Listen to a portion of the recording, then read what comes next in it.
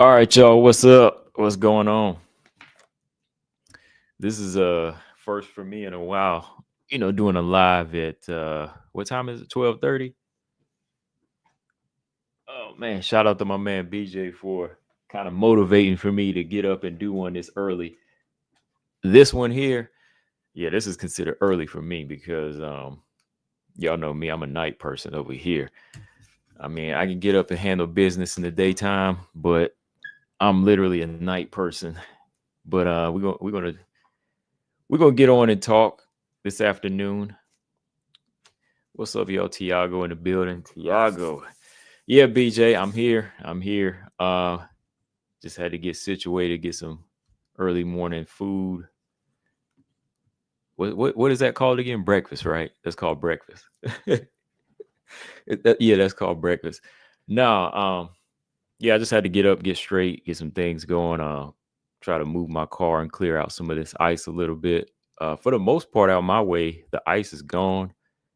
Um, yeah, I'm just kind of looking outside right now. The temperature's gone up to like 40 something. So some of this snow's cleared out, but it ain't gonna hold me in. So, whatever. Whatever. Oh, got a few of y'all already in here. So before we get to talking, yes, it's icy, but it's not too bad. We only had one storm day, but the rest of the week is all sunny, so it'll be gone. It'll be gone by then. Yeah,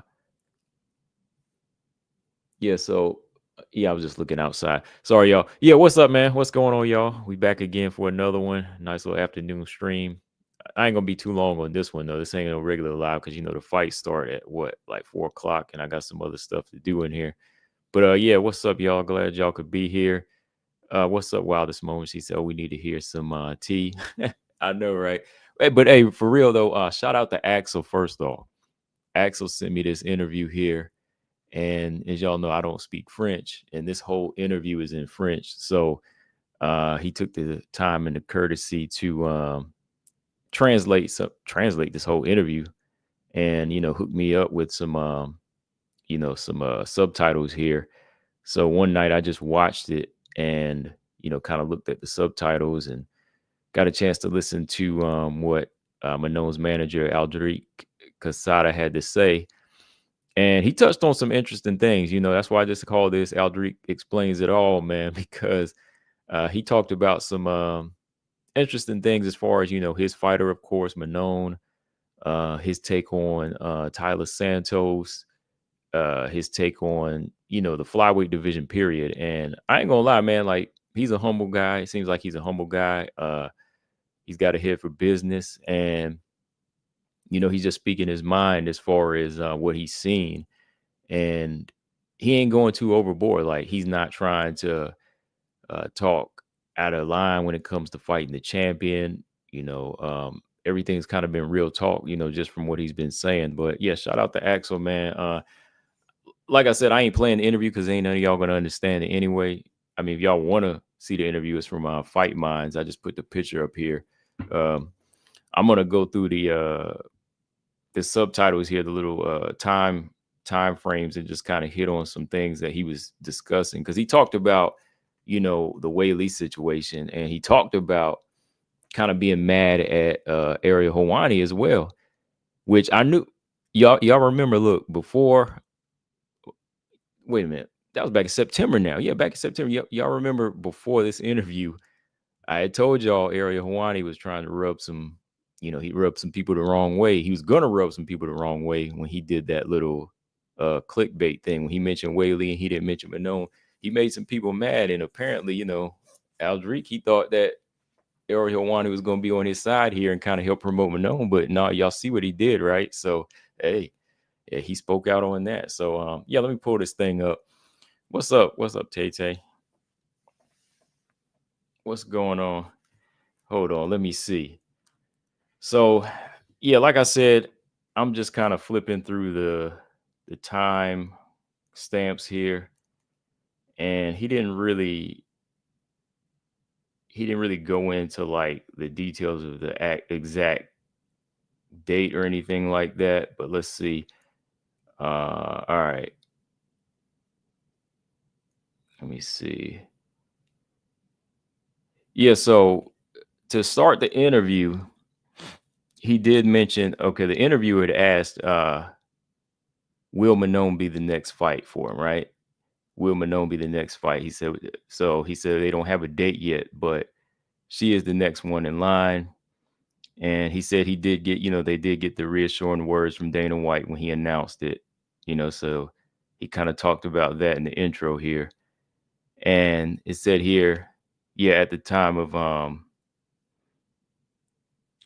hold on, let me pull this up. So yeah, when they heard at UFC 310 that Weili was announced to fight Tatiana Suarez, that was kind of like a reassurance, right? He said that was kind of like a reassurance to them, because when they heard that, it let them know that, okay, if Weili is going to be fighting Tatiana Suarez, then they don't have to worry about Weili trying to, take that spot, because Weili was trying to be champ. They thought that Weili was going to try to jump in and do that champ situation. So they thought that was going to be something that was going to hold them up. But after hearing Dana White speak on the press conference about Weili Suarez, he said that was kind of like reassurance. He said I guess the interviewer asked if there was any doubts, and he said it was kind of a relief, which is crazy, right? Because even when your contender fights all the way at the top, you just never know, man. Like, you never know what kind of sidetrack they could take. And that's what I was saying. Like, if they were going to do like something crazy like Valentina Weili, I could see them doing something like that. But when you have a legit contender at strawweight and one at flyweight, there were really, besides the money, there's really no logic in that, right? But even Aldric kind of figured that, okay, like, that could be a possibility. But yeah, hearing that was a relief, right?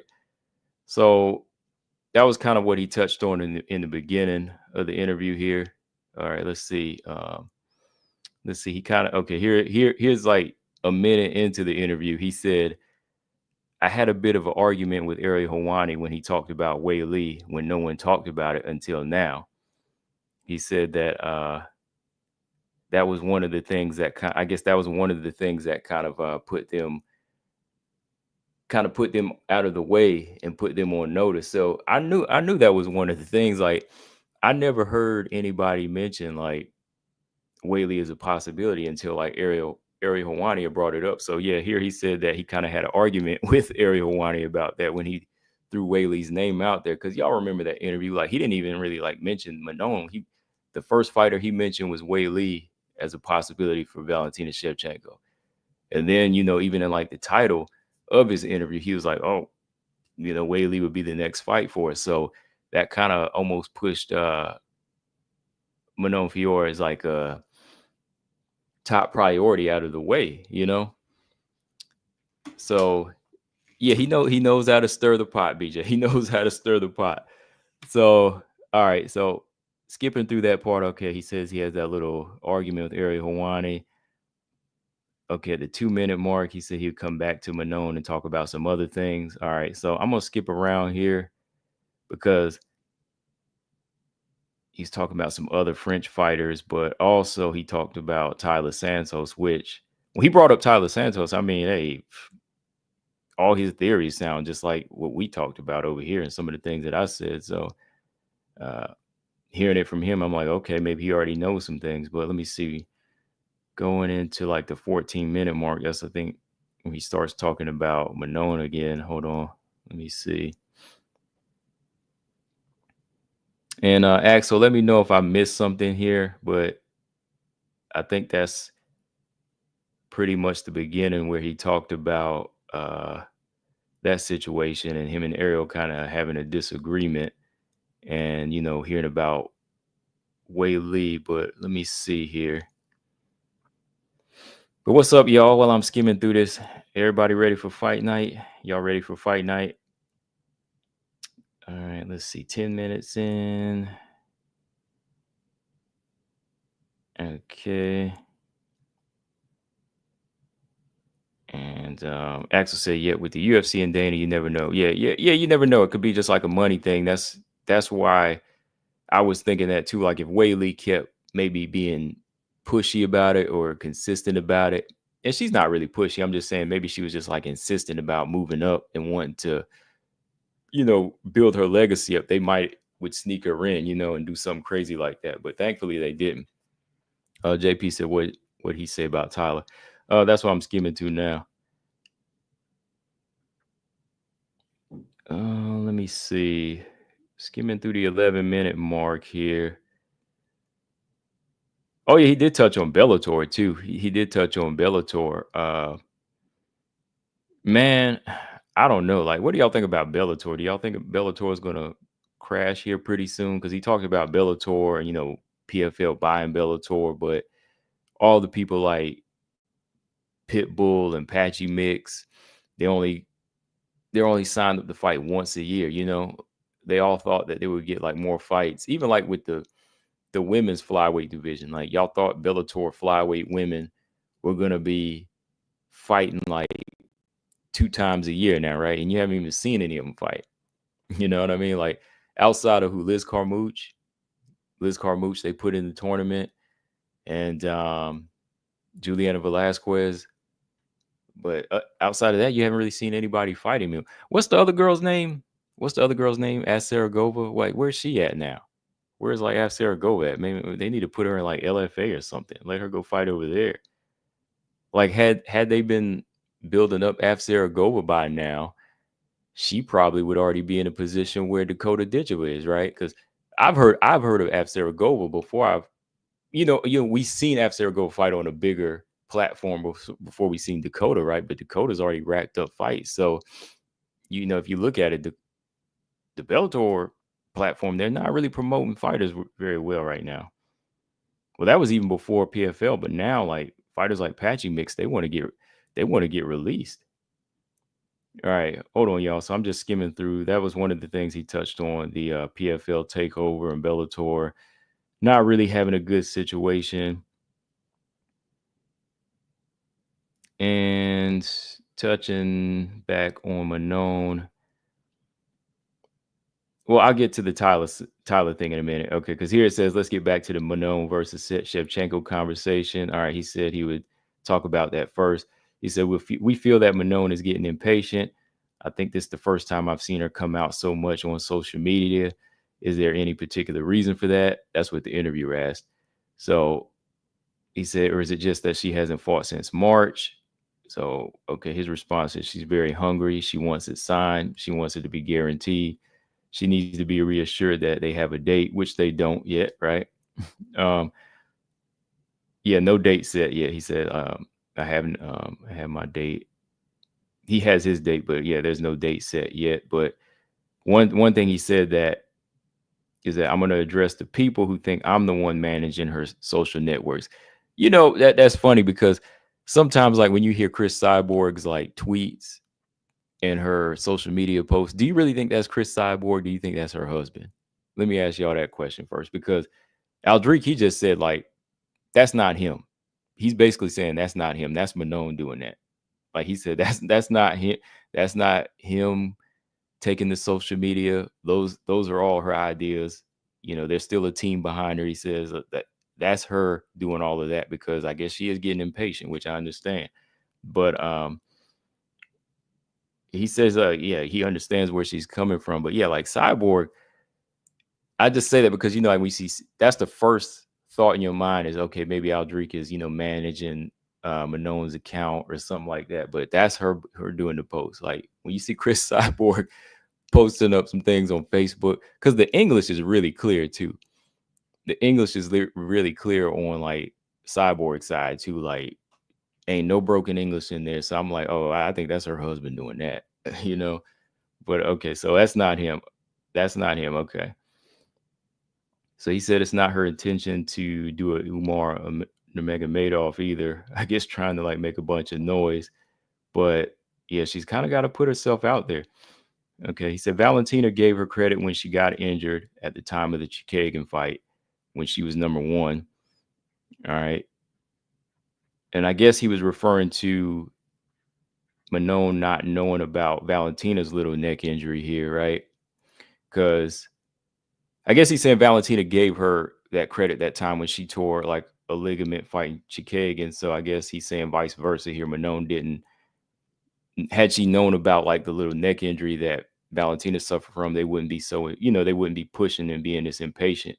But at the same time, they wanted to be acknowledged, right?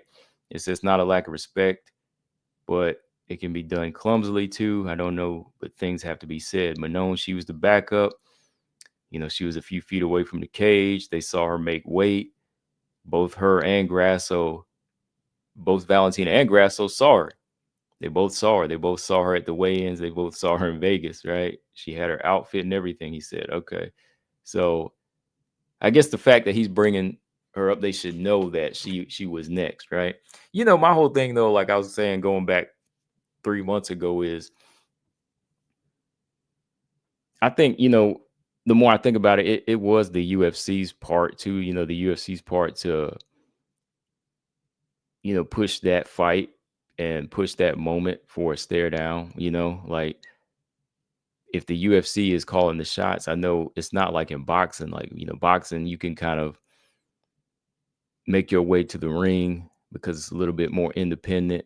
But when you have security and you have UFC calling the shots and have everything locked down and secured, you just can't run up in the cage like that, right? Dana kind of has to have it set up. Everybody has to have that kind of set up to say, all right, we're going to let this person in there, right? But I know what he was kind of getting at. He was probably trying to say that maybe Valentina should have acknowledged or called her out at that point, right? And that was my whole point with that, is just to say, if you want to promote your fights, maybe call out the next big thing, right? Especially when people are done with the Grasso trilogy. When people are done with the Grasso trilogy and they want to see you come back and, okay, see you as the next big champion, once again, going back on your dominant reign, maybe you need to call out the next dangerous contender you got, right? So I kind of see where he's coming from with that. All right, okay. So yeah, he said, okay, we can kind of suggest that Manon took it badly, and I agree with her. A few days, not even a few weeks after that famous Ariel Helwani interview, they didn't really bring that up. Okay, yeah. So yeah, I see where he's coming from with that. It was kind of like annoying. They said, yeah. Especially when again, somebody like Ariel Helwani on a big platform decides to bring up another fight that nobody really wants to see right now. Not when you got Whaley Suarez to be made, right? Okay. All right, let's see. The 17-minute mark. Let's see. Hold on.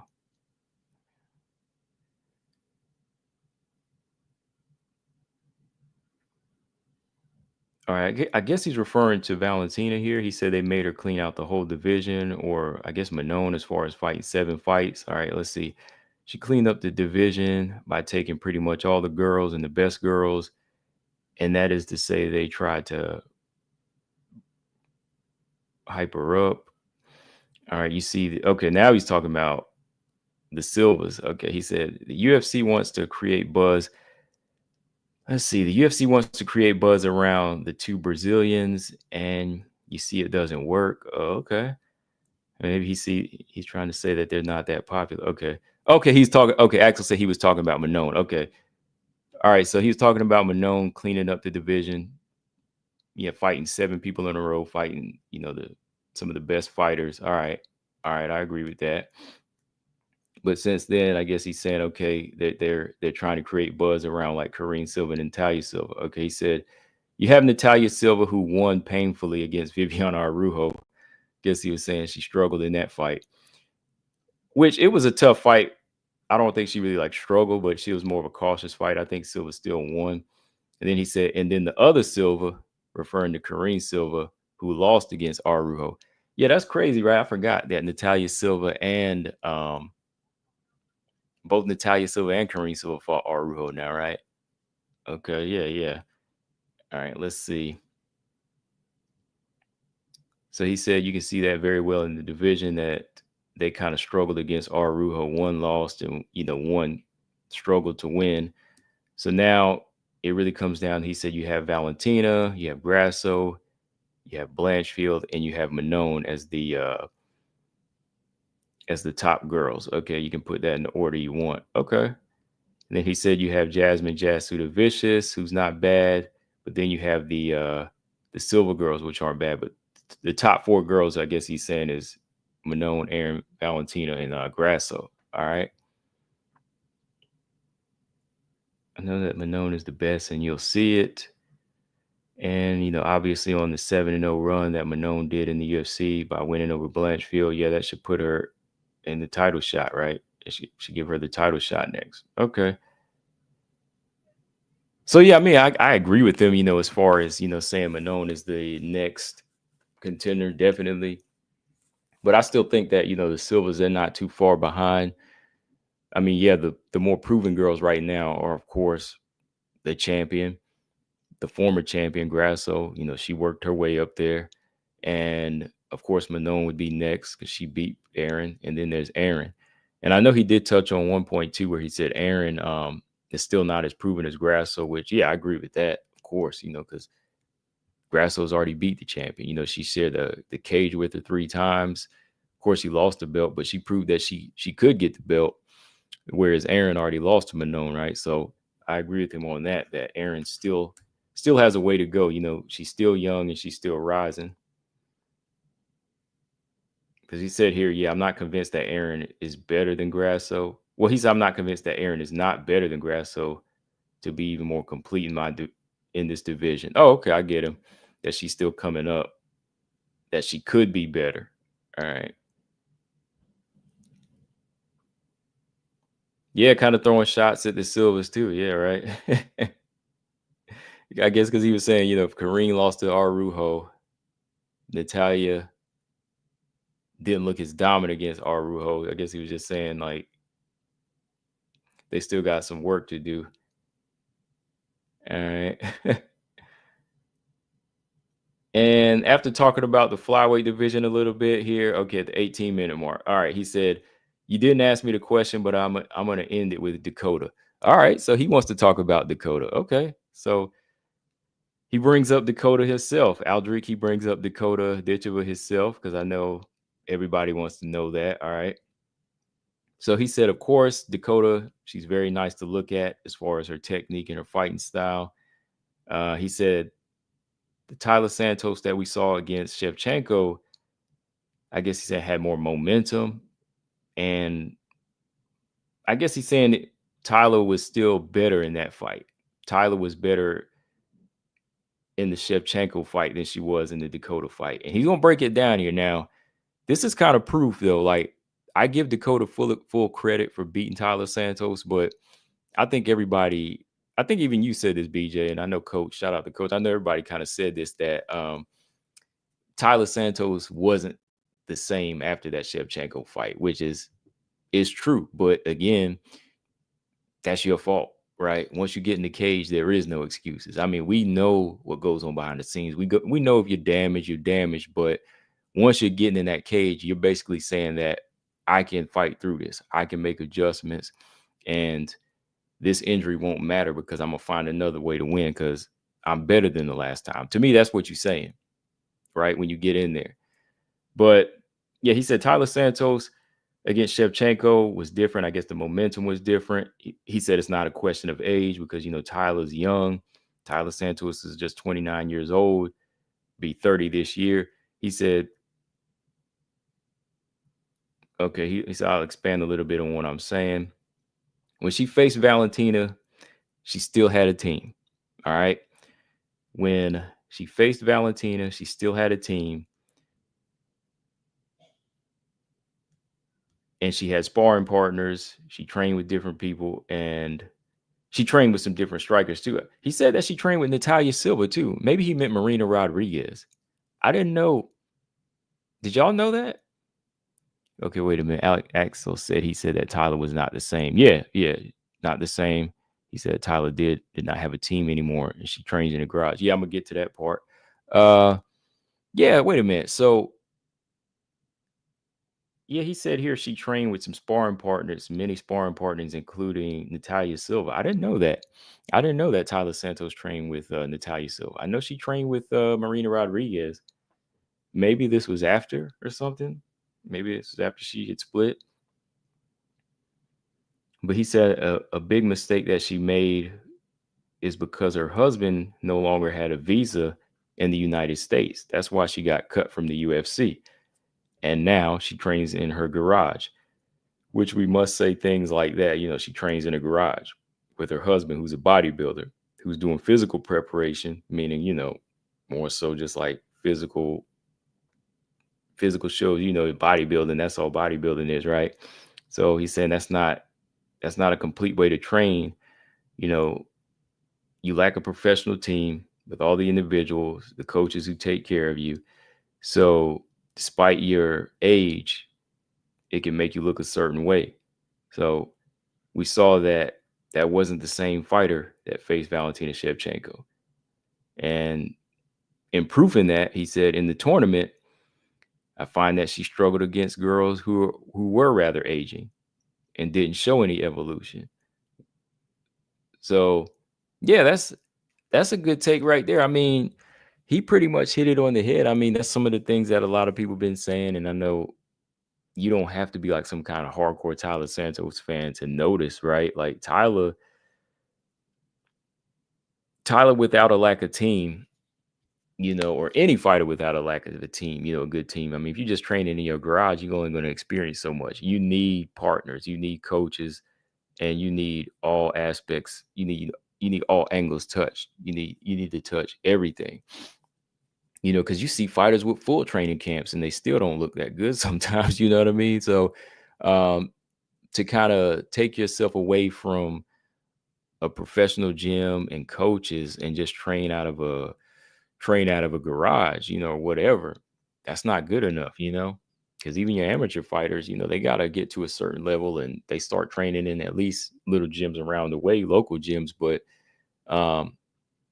garage training on the PFL level, taking on a big, dangerous fighter like Dakota, that's a no-no.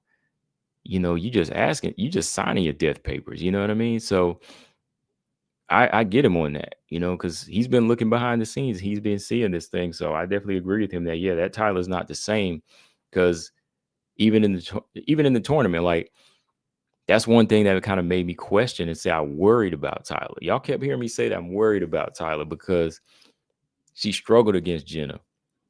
Jenna Bishop was outstriking her.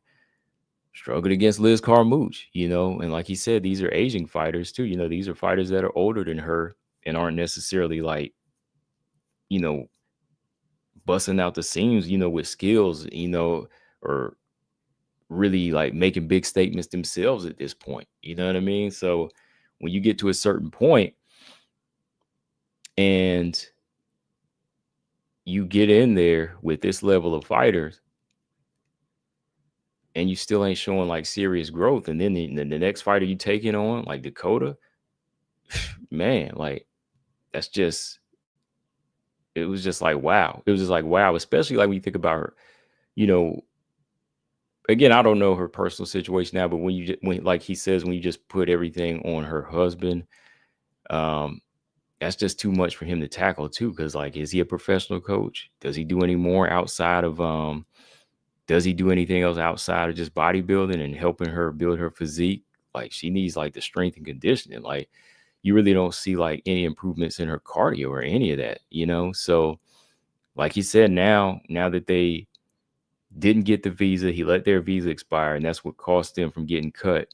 Also, doing the team wrong, because, even Marina Rodriguez, she called it out and she stopped following Taila Santos. It was like, you kind of give yourself a bad rep now. And that's my question too. Like, what do y'all think? Y'all think she kind of gave herself a bad rep? Do you think people don't want to take Taila in? Do you think they don't want to risk themselves now? Like do you think other gyms don't want to pull her in and train her? Or do you think it's her husband holding her back? What do y'all think at this point? But I mean, yeah, that is interesting though. Like that he knows this much about them. I guess, like I said, he's, got the inside track and he's watching, because maybe they're supposed to fight at some point. Taila and Manon was going to fight at some point. But to me, like I always said, I think Manon would have beat Taila any day.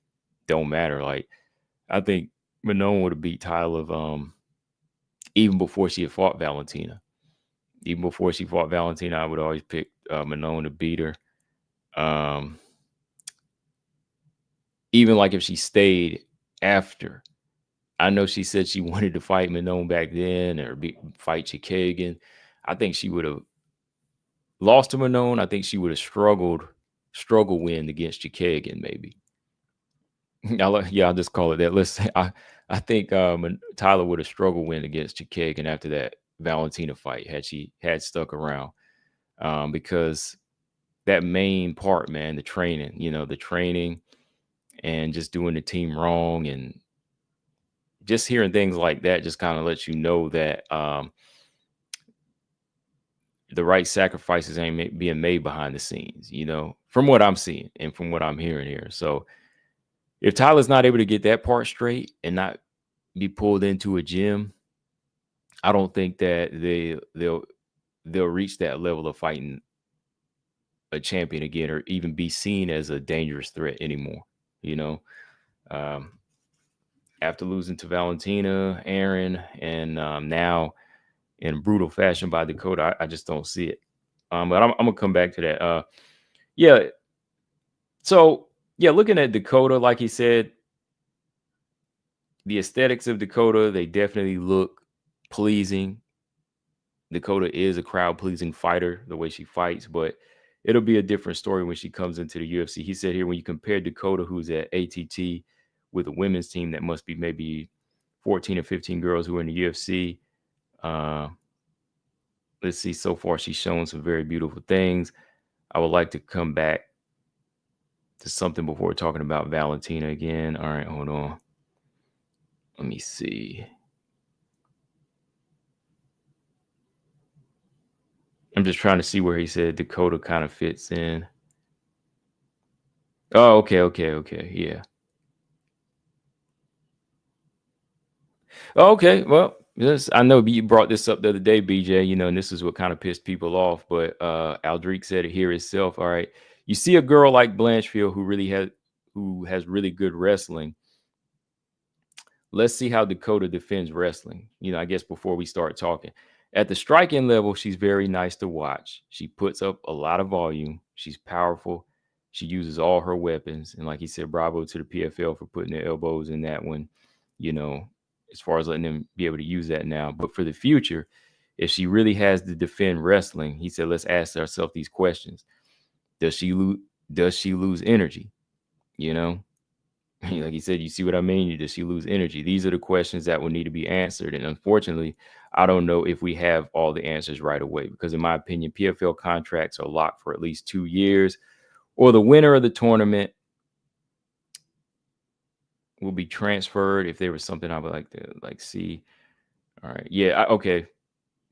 I know. Yeah. That's what I was saying the other day. Like sometimes after these fighters win, like Kayla, they're locked in for 2 years, or they go on to continue to fight. All right. Let me see if there was something I would like to see. He said, I'd like to see Manon versus Ditcheva.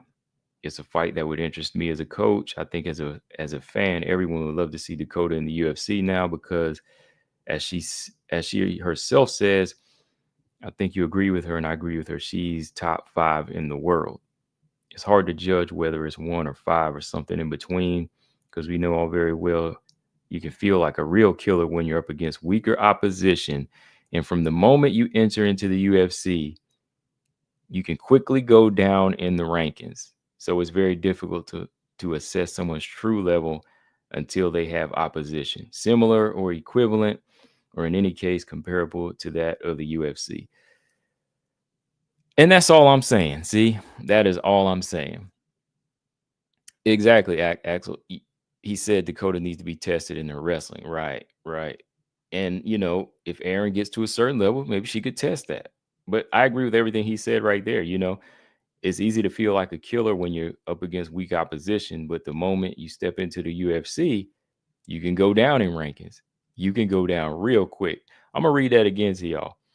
He said, look, this coming from professional manager with one of the top contenders right now. Aldric said it himself. He said, look, you can feel like a real killer when you're up against weak opposition.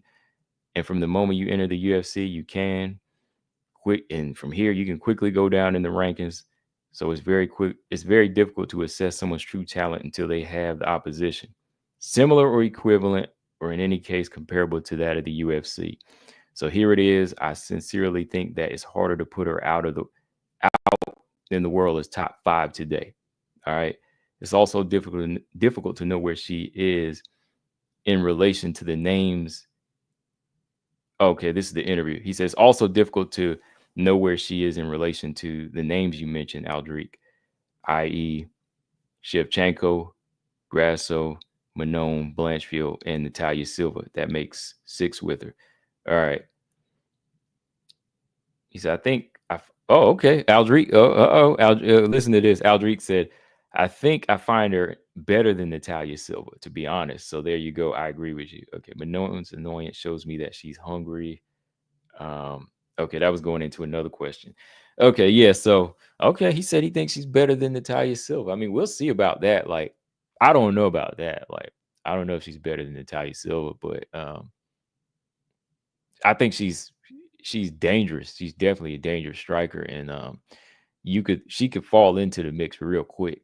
She could fall into the mix real quick, but all that stuff needs to be answered first. And going back to like he said, though, you need the opposition to truly show your level. You know, the eye test is okay. I know everything.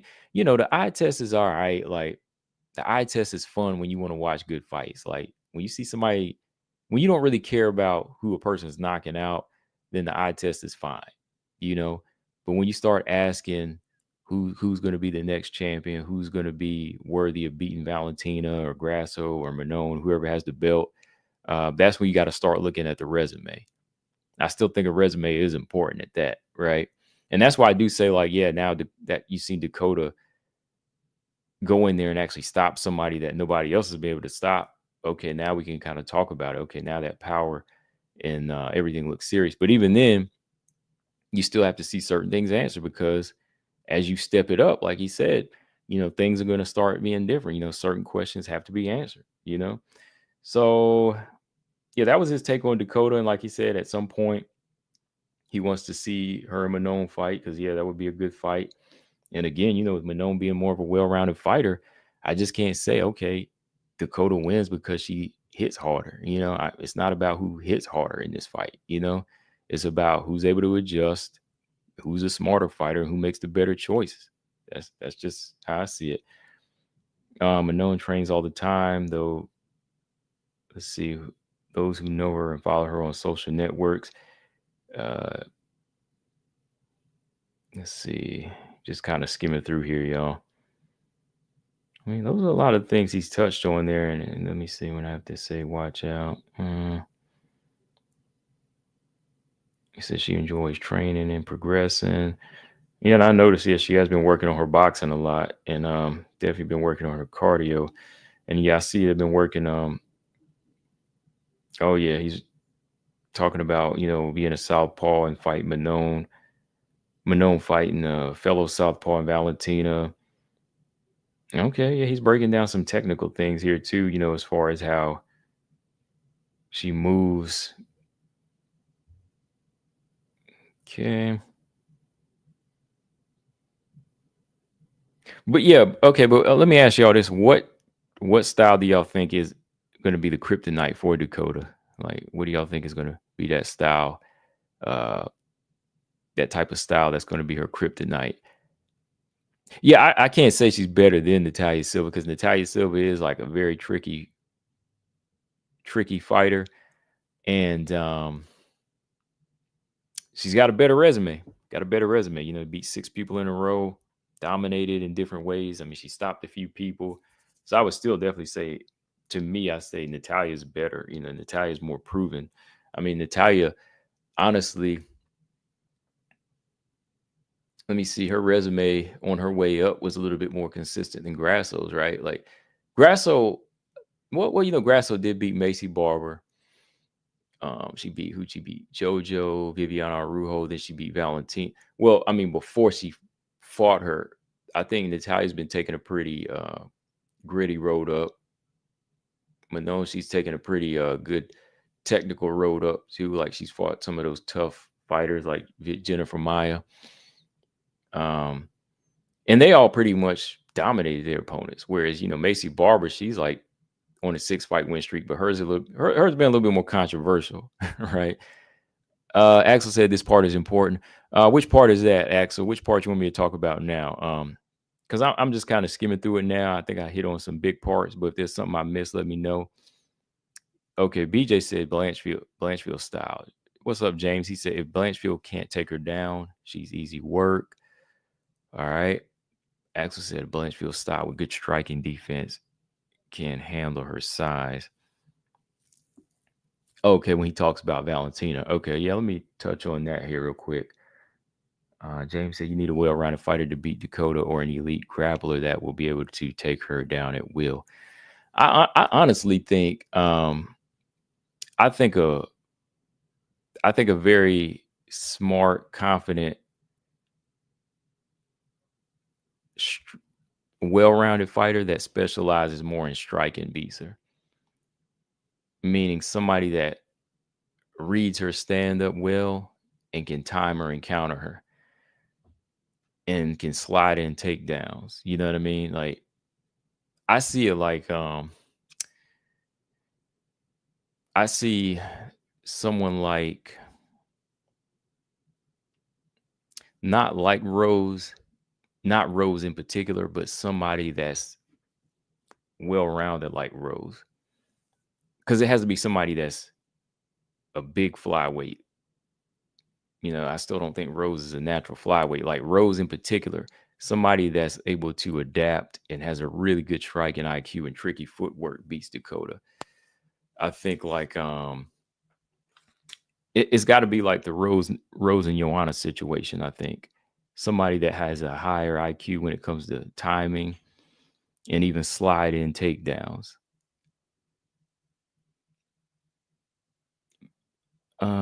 Let me see. Marcus said if Blanchfield can't get Dakota, I disagree with everybody on Blanchfield.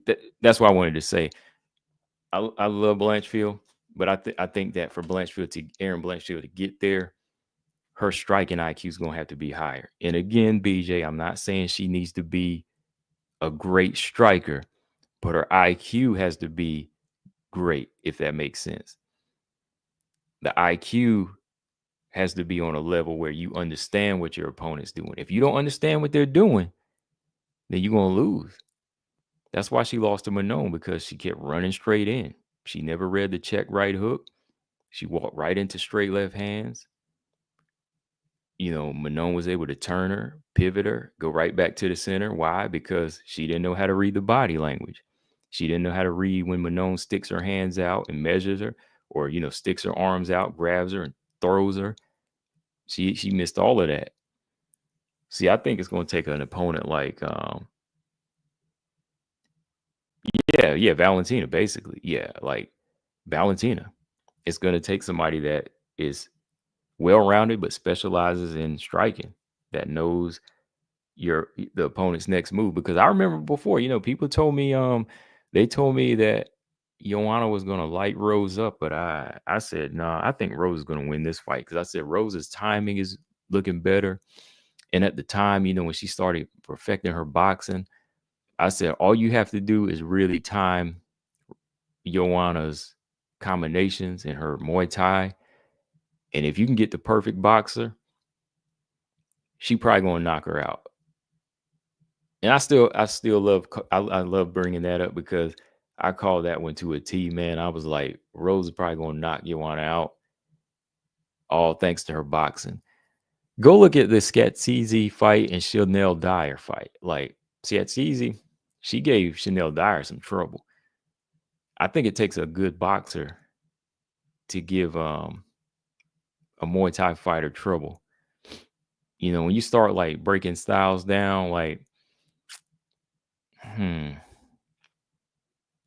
trying to think of some. Yeah, Grasso. Grasso's boxing IQ. Grasso's boxing IQ is able to get Valentina's respect, right? So I think the same thing, man. Like I think the same thing where Dakota, her trouble is going to be Manon and definitely Valentina. Like I'm watching Manon now, and I'm seeing like they've been working on their boxing day and night. You know, working on everything else too. She's got grappling coaches that's really high level, but the boxing part very important. You know, not as far as just fighting like a boxer, but thinking like a boxer as far as the timing and, you know, measuring your opponent's range. And I think that that's going to be a big part to beating Dakota. You got to beat her at her own game mentally, you know. Like you might not be able to hit her with power shots the same way she hits you, but you got to know when she's about to throw that left hook to the body, and you got to know how to counter it, man. You got to know how to counter that left hook to the body. You got to know how to, you know, take away her power hand and keep your, you know, keep your range, you know, whenever she's just about to launch that kick to the face, and then you got to counter it with a right hand or a takedown, you know. So that's where the takedown part comes in. That's why I say you got to be a well-rounded fighter. Like, I don't think Aaron right now is going to be very troublesome for Dakota, if that makes sense. Like, the more I look at their fighting styles, I don't think Aaron will be that fighter like that, man, because the boxing IQ has to be higher. The boxing IQ and striking IQ has to be high.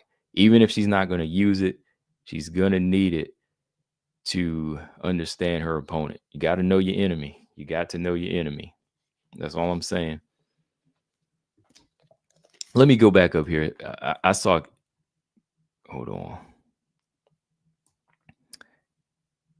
I saw Casey O'Neill's name up here. James said Manon better be working on that grappling against the cage for the most part. She'll never catch up striking wise. I think she could catch up striking wise. I mean, if Grasso caught up striking wise, I think, you know, it can be caught up. Like Valentina can be hit. Like Valentina can be hit. And the thing is, like I said, hit Valentina with one or two good punches, she kind of gets mad and she gets taken out of her. She does get taken out of her comfort zone just a little bit, just a little bit. And if you got somebody that can do that consistently, then Valentina turns into the wrestler, right? So Valentina better be ready to maul and take down Manon if Manon wants to strike with her and she starts touching her. All right, I want to go back up and read some comments. Okay, G Frame said Aaron with a much better double leg and better timing is a nightmare matchup for Dakota, but she needs to level up before Dakota comes knocking. Defense. Got to throw in defense, because that was one reason that made it hard for me to pick Jenna Bishop to beat her. Like, Jenna Bishop has good takedowns, but the defense to the body and uppercuts, she was wide open for. Let me see. BJ, who were you talking about? You said sounds like O'Neal.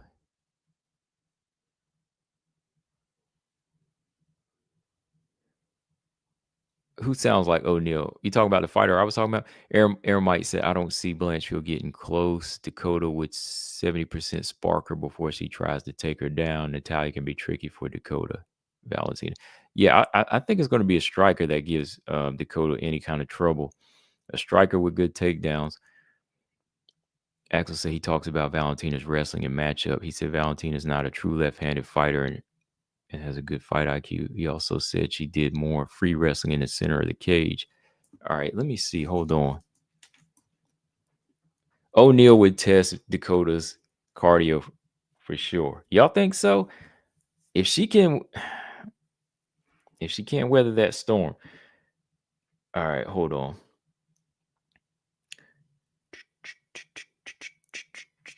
Again, shout out to Axel, man. This is a pretty good interview. Thanks for sending me this interview. Okay. Take down with the front. Make sure y'all hit the like button too if y'all enjoy talking about some flyweight stuff here. Some Manon and Valentina, Dakota, and so on. Let's see. Even if it is difficult to achieve southpaw, this famous leg hook that Valentina does on this back fist while moving backwards, which proves, in my opinion, that she is a thwarted right-hander. Oh, okay. I see what you're saying. Okay, a thwarted right-hander. Yeah. I started to do a video on that one day, Axel. This is like 2 or 3 years ago. I need to do it though, because people asked me if Manon, if she was like a natural left-handed fighter. And do some people that are like naturally right-handed in real life, do they turn to southpaw to make their right jab and their hook stronger? And they do. Like, if you know boxing, there's a lot of like boxers that are left-handed in real life, but they choose to box orthodox because it kind of, well, the other way around. Left-handed in real life, but they box southpaw because they like for that lead hand to be stronger. You know, they like for that lead jab to be strong. Okay, so let me see. She does that very well, where she moves her back leg back in southpaw, and she moves back and back fist on the right hand. Yeah, sometimes by the footwork you can tell if a person's naturally southpaw too. All right, so he said they started working on that. I guess getting a read on her footwork. Okay. We already have some very good ideas about what the official training camp could look like, but for now, the priority is to have fun and continue to evolve. There are some who will be surprised. Often I read, yeah, but Manon, if she gets wrestling, well, someone needs to be able to wrestle her first. And if one day someone manages to put her on the ground, or what will happen, but from behind, there's progress that is constant. Okay, so yeah, I guess they're working on a little bit of everything. So, like you said here, the priority is to not get injured, but just to be fit and to perform right now.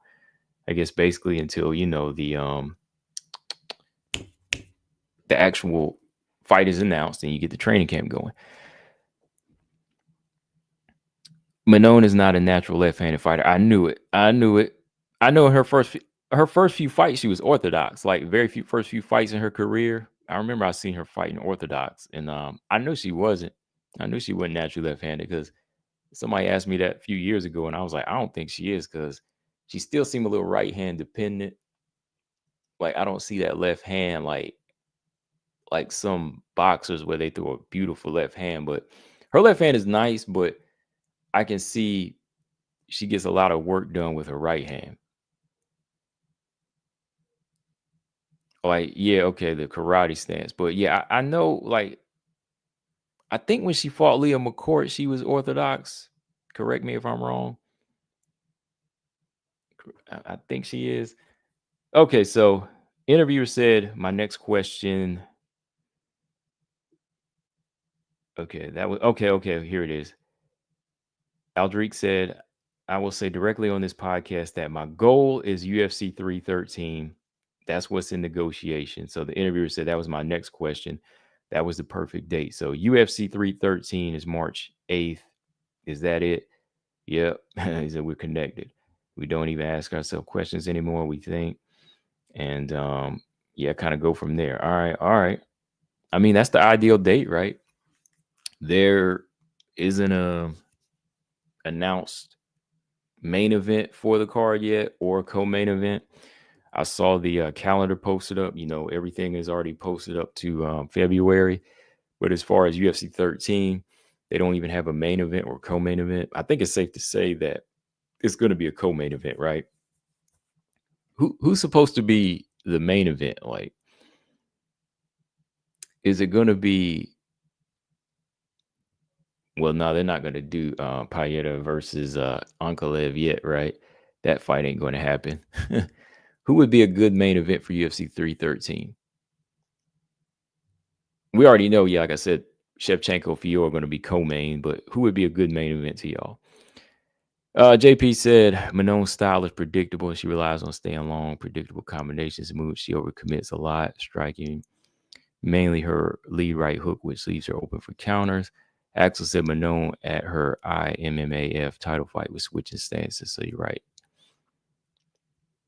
James Perez said, besides the Cyborg win, I think beating Manon would be the best win. You think it would be better than Tate and Rousey? Um, hmm.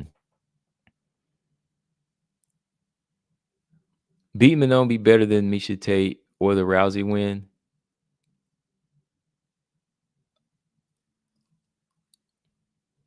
What, to surpass Amanda Nunes? Hmm. Hmm. I think it'd be better than the Misha Tate fight. Skill wise, yeah, Manon's come. A lot of fighters have come further than Rousey though, because I mean Manon is a better striker, a lot better of a striker than Ronda Rousey, right? Because we don't even know how she would handle her at this point. Um, let me think.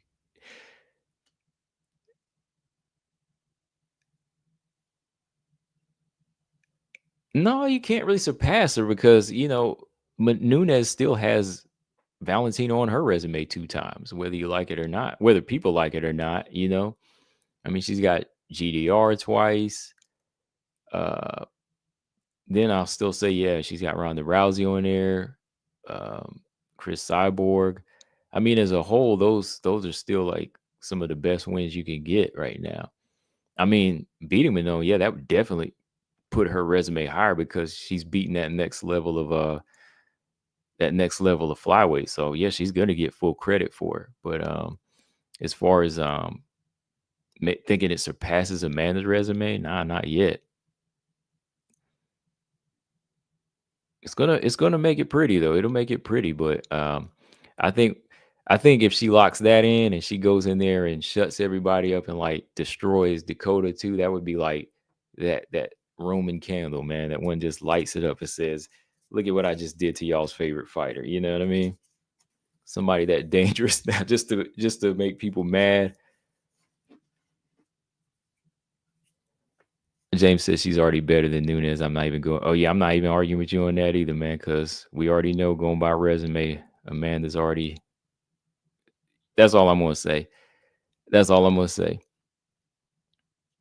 Because we ain't even talking about that. We talking about Manon right now. Even Taila Santos. We not even talking about a retired Amanda Nunes. The end. Um, Marcus said to Combo, do you know who Casey O'Neal's biggest win? Casey O'Neal's biggest win, is it Laura Procopio? No, no. I'd probably yeah. I'd probably say Laura Procopio, right? I'd probably say Casey O'Neal's biggest win is Laura Procopio, who's not in the UFC anymore, right? Or no, my fault.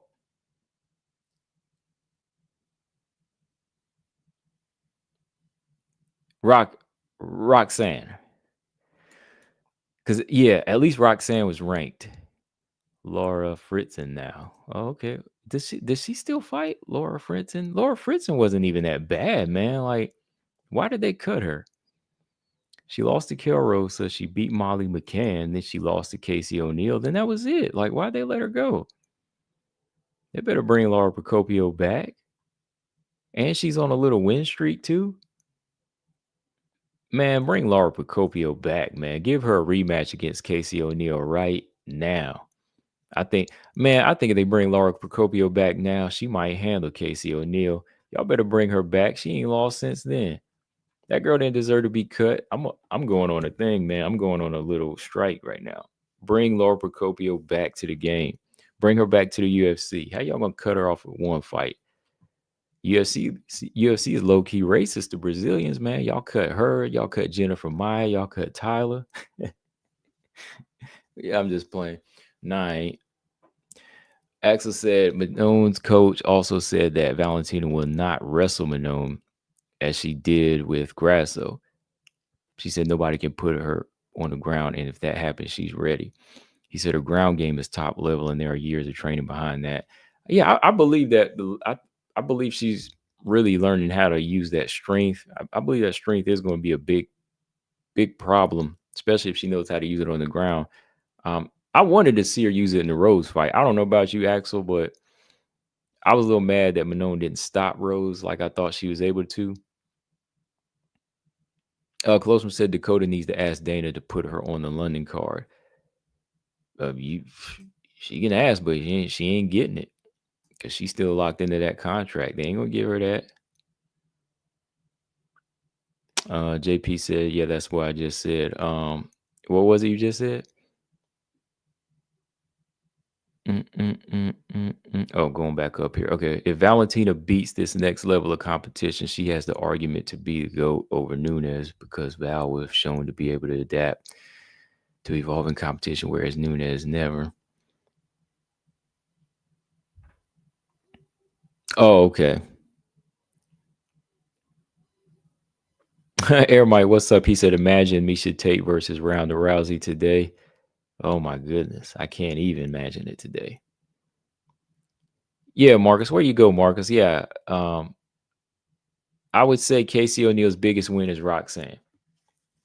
And then Laura Procopio.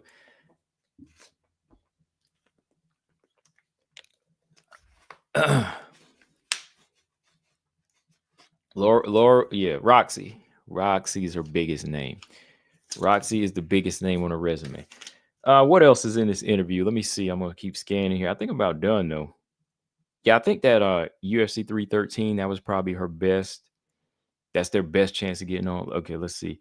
It's not like, okay. Yeah, let's talk about the inactivity part too. I'm gonna touch on that part here real quick. Because okay, yeah, he said here, Aldric said it's not like Manon stayed at home for 11 months without excitement. You see, there was a camp. So there has been progress related to this camp. So it's not a big deal about that 11 months, but that would be the ideal date. Then we will adapt. For the moment, we're starting to have some aces up our sleeve.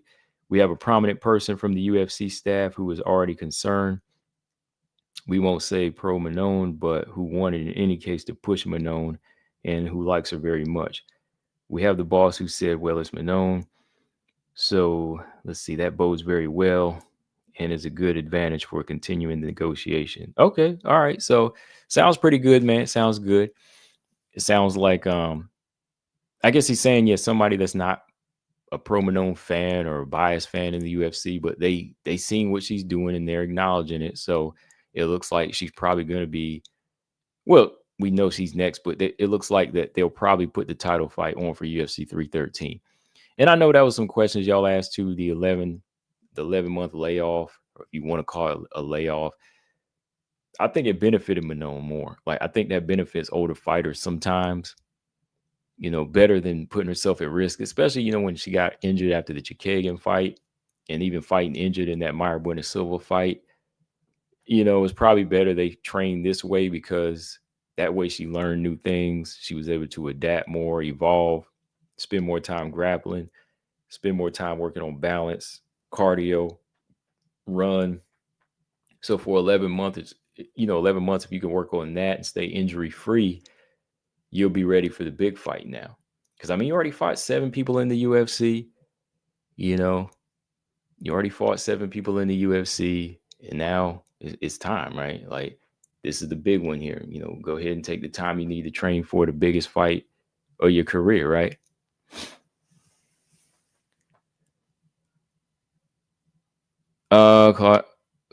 Colossus said, who do you think is stronger, Aaron or Val? Aaron didn't land one takedown on Manon. Who do I think? Oh man, like that's not even a question. Valentina's stronger. Valentina's stronger. Strongest proven fighter in the flyweight division right now. Like, I know Manon is strong, big, strong, but I mean somebody that you've seen from her size take down Holly Holm, take down Juliana Pena. You know what I mean? Like, take down some of the biggest fighters. Proven strength, proven physical strength, and some, time and time again, Valentina's stronger than Aaron. Aaron is a strong little girl now, don't get me wrong, but if Aaron goes on record to say Manon is strong, like, and she can't take her down, I actually think Valentina will take Manon down. Like, don't get me wrong, like, I believe there will be some takedowns in there. I believe Manon takes down Dakota, so Valentina is strong. Ask Grasso. Ask Grasso why she couldn't get up for 5 rounds. That's your answer right there.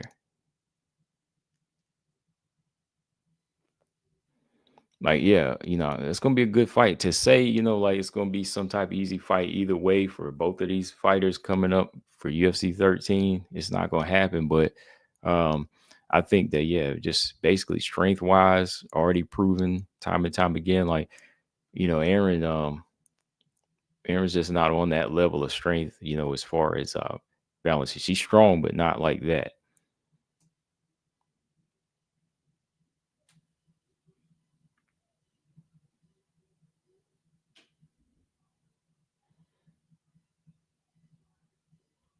Everybody said I still have day nightmares of how Jasmine tapped my girl Ariane out and made her look like an amateur prospect. I know I made a mistake on that one. Like my gut kept saying, you better pick Jasmine because Jasmine going to Montana, this girl, But I kept saying, nah, you know what? Lipsky probably gonna light her up. And then Lipsky had them Montana De La Rosa flashbacks in there, man. She had those flashbacks and it was over.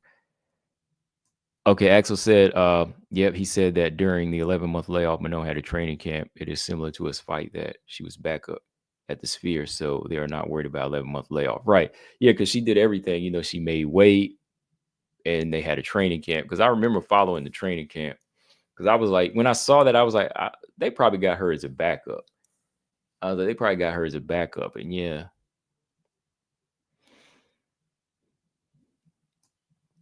Everybody said Valentina was able to take down Nunes, if my memory serves right. I'm glad you asked that because I was about to ask that too, because I can't remember which fight it was now.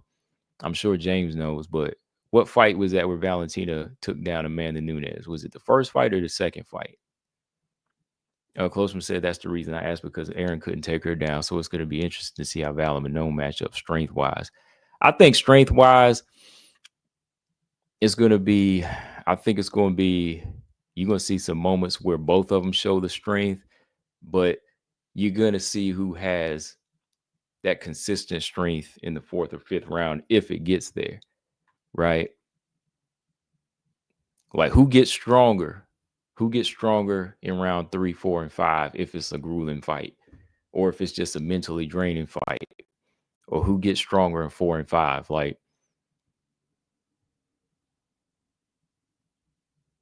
I'm thinking of the Valentina fights and the Grasso fights, the Valentina Grasso fights. Like, let me ask you this, Colostrum. Like, how strong did Valentina look to you in the draw with Grasso? After taking shots, after kind of getting knocked down, not kind of getting knocked down, but getting knocked down. Like, how strong did she look to you in that fight? How strong did she get in round 4 and 5? Because I still think Valentina won that fight, but did she look strong? Because strength also comes to mental strength, like you making the right choices. And she made a wrong choice that put her in a bad position in that 5th round. Like how strong did she look into that fight? How strong did she look in the fourth round of the first fight?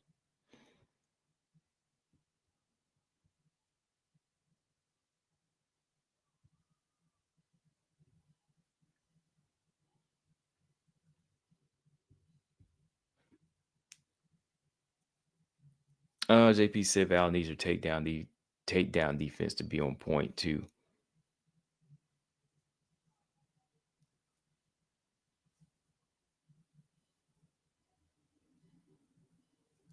Okay, she looks strong. She just made some mistakes. Yeah, I can see that. I can see that. That third fight, Valentina was turned on. Valentina was turned on. Like she was turned on. That's why, Grasso couldn't even get up in that fight. Axel said Manon's coach also said of the win, they will give Valentina a rematch or Blanchfield. He said Manon wants to be an active champion after several title defenses. She'll move to bantamweight. Yeah, I remember they talked about that a little while back in an Ariel Helwani interview. Said she maybe wants to try to, if she wins, wants to try to defend the belt like 2 times, then maybe move up to 135, which would be good because I still think, Manon at 135, she might be, denying herself of some success there. Like if the longer she stays here, let's say if she stayed here and continue to stay, or even after wins or losses, like she just wanted to be a full-time flyweight. But I still think there's a bantamweight in that body.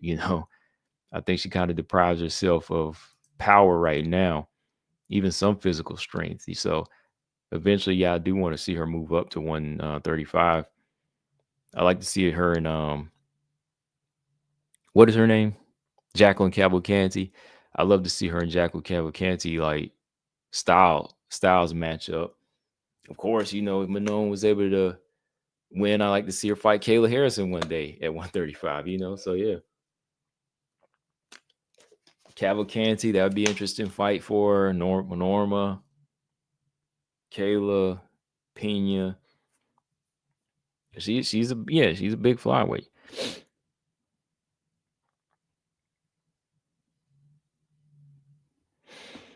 Let's see. Timo said a lot of talk about what people need to improve to beat Dakota today. The issue is that Dakota won't be fighting them at least for 1 year. She'll improve lots during that period. Yeah, I already talked about that in the video a little while back. Yeah, but that's what people keep, bringing up, saying Dakota's ready now. So what would people? It's not even about what people need to improve to beat Dakota. It's about what style beats her. Not even talking about what they need to improve, but what does she need to improve? That's the question. Because these are the proven fighters.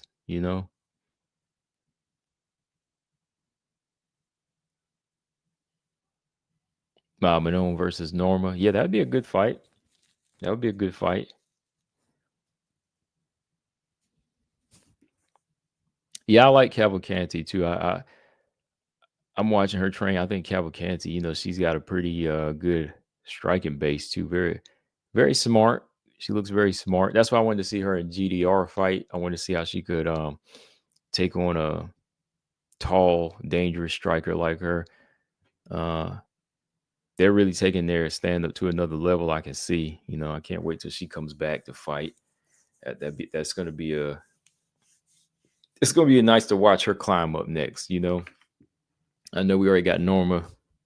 We talking Norma and Kayla, but once Cavalcanti gets into that mix, we're gonna have some interesting fights. Who y'all want to see Jacqueline Cavalcanti fight next? I like to see her fight Misha Tate or Yana Santos. Either one of those fights, that would be good. Let me see here. Wait, Jacqueline Cavalcanti fights in what, like 6 weeks?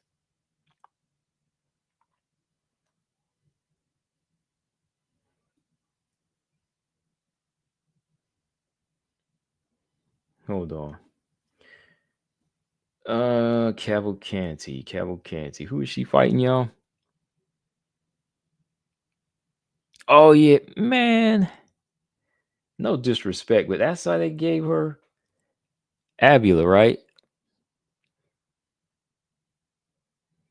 JP said, I think a big elite wrestler is the style to beat Dakota or someone who's extremely well rounded.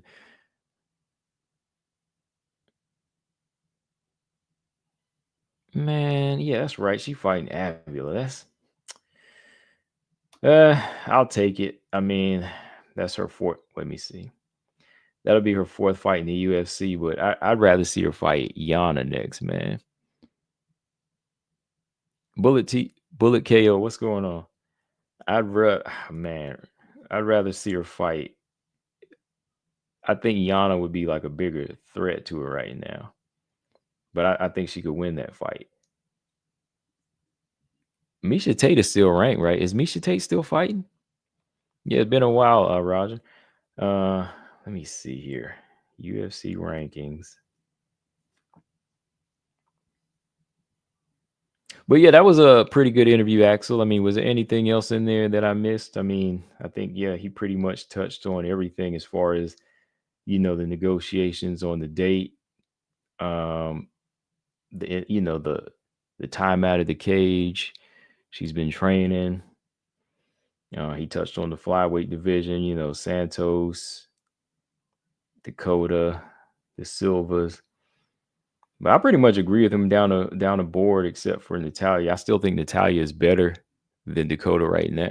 Right now, yeah, she's proven, better resume and good style and good takedown defense, and she can take people down. Like you've seen Natalia do a little bit of everything. So I would say, yeah, Natalia is still a better proven fighter than Dakota as of now. Um, yeah, Taila, I don't know, man. Taila just needs a better team. She needs better direction, man, or we won't see her fight anymore. Everybody said Jasmine has a good chin, but I don't know if she'd handle the body shots. I don't think a lot of those fighters handle the body shots pretty well like that from her. Like, man, those are some vicious body shots. Like, there's a lot of these ladies, I gotta give them credit. They have great chins. These girls got some good chins. They got good recovery time, but you don't see a lot of women get knocked out to the body like that in WMMA. Like, not really. And usually when they do, I mean, they are out. I mean, it's the same thing said in boxing too. Yeah, of course, but you could tell like some of these women ain't really like conditioned to the body like that. They have abs, no doubt. Like if you look at this picture down the line, Manon, Valentina, Silva, Taila, they all have abs. But when that left hand went to the body of Taila Santos, I mean, it's like a butcher knife, man. You can't stop it. Like you got to have conditioning there. I think I think a lot of Muay Thai fighters though they do have like that condition in there. Like I ne- I never really seen like Joanna hurt to the body if I remember correctly. Like maybe nobody really hit her to the body like that, but some of those fighters like you look at it like the Muay Thai background, the one FC fighters, they constantly throwing body shots. But then that one girl, man, she got stopped by Smila Fairtex to the body. So are you gonna go live again for the fights? Yeah, I'm gonna go live for the fights. I'm gonna get off here in a minute and go take care of some business. And after that, yeah, I'm gonna probably get on for around like 4:30 or 5 or something. Yeah, whenever the first WMMA fight comes on, that's probably when I'll jump on. Axel said he also said that champions in the UFC should fight close to 3 fights per year.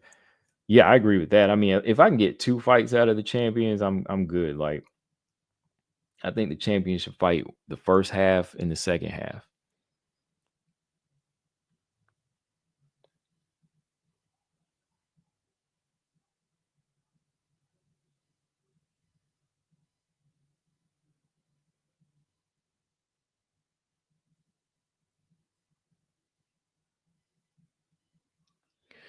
Yeah, Dakota, she definitely acknowledges that she has some holes in her game. That's why she wants to test herself. But right now, yeah, like I don't know who's going to be the next fighter to test her.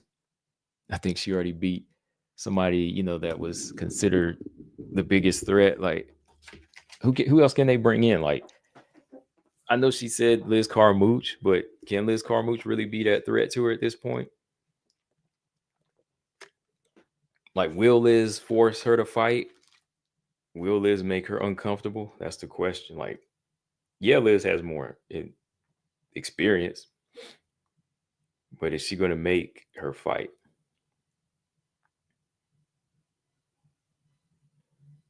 Air says Chanel Dyer.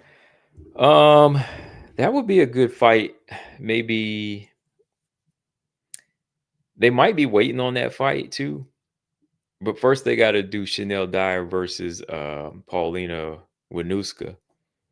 They got to do that fight at some point because that was supposed to be the flyweight tournament for Europe, but she was injured. So they might actually do Winuska versus Dakota now. But Chanel, I think Chanel needs to get up a couple more levels first, get in a few more fights. Maybe they would match up well, though, because they are both Muay Thai fighters, too. So you just never know. That would be a good stand-up fight, though.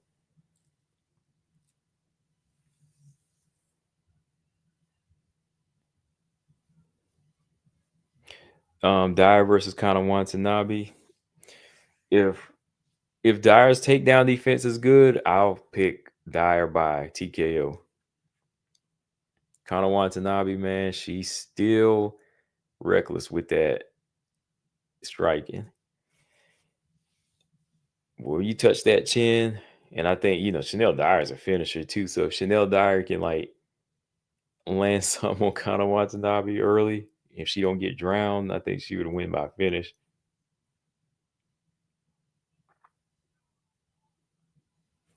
James Perez said, "Yo, can you imagine Whaley beats Tatiana, and then they still try to do Whaley Bullet instead of Manon? That would be real nasty work. I don't want anything derailing that fight." Nah, I don't think anything's going to derail that fight now. Like, I think they already got it lined up. Like with Whaley, Whaley and Suarez lined up, and Dana already going on record to say that Manon is next. I don't think they would. I mean, that would be dirty, but I think they have reassurance now because like he said, they're already negotiating and everything. So Dyer versus Velasquez, that might be one fight where Velasquez actually fights comfortable because she doesn't have to worry about being taken down. So styles make fights. I think Juliana Velasquez has a good chance in the Dyer fight if she's able to. She gave Keelholtz a pretty good fight. I thought Keelholtz won that fight, but yeah, if Juliana Velasquez is fighting a fellow striker, gives her more of a chance. So that fight would be a little bit more competitive for Dyer, I think. Man, Velasquez, when's the last time she's won a fight, though? That's a question.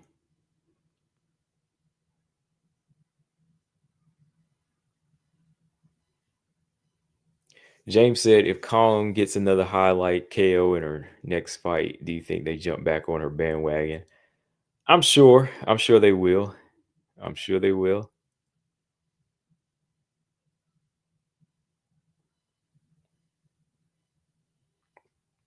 I could see Bruna Brazil winning that fight too. Bruna Brazil, she's susceptible to a right hand, but she has a pretty good head kick. She's long too, and Bruna Brazil kind of looks like a flyweight. Like Bruna Brazil, she's a thick, slim, thick straw weight, but she might fill out nicely at flyweight because she's really tall too, and she's not really like slim like Marina Rodriguez.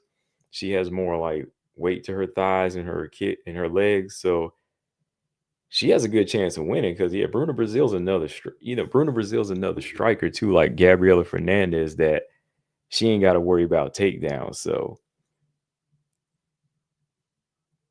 I mean, Denise Gomes knocked her out, but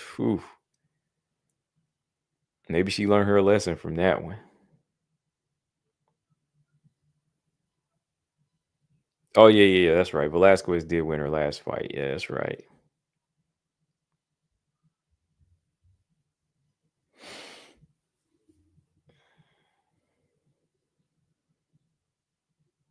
Let me see. Axel said, "Does Bruno Brazil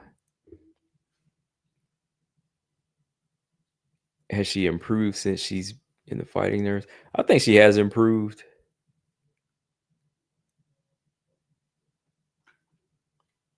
I think they're kind of making a mistake. I think they're kind of making a mistake. I think they're kind of making a mistake constantly matching Wayne Kong up with strikers. I know they want these knockout wins and these explosive fights with her, but if they want her to knock people out, they might need to give her some wrestlers with no defense. They messed up with that Gabby fight now. That's why I went on back and I said, I don't know, Gabby might win this fight. And I think Bruna Brazil might win this fight. Because you're dealing with somebody that's got them kicks too. She gonna be bouncing in and out. Bruna Brazil's kind of a karate girl too, right? Is she more I can't remember, like, was her background karate or taekwondo? She don't have the best jab. Like, she just don't have the best jab. Rewire Menace, what's going on? She don't have the best jab, but I think Bruno Brazil, she's very good at bouncing in and out and throwing some high kicks. Yeah, some just overall like heavy kicks, midsection and calf kicks. Tell you, man, they wanted to do something. They should have put. I wanted to see the Wayne Kong versus Montana De La Rosa or like Casey O'Neill.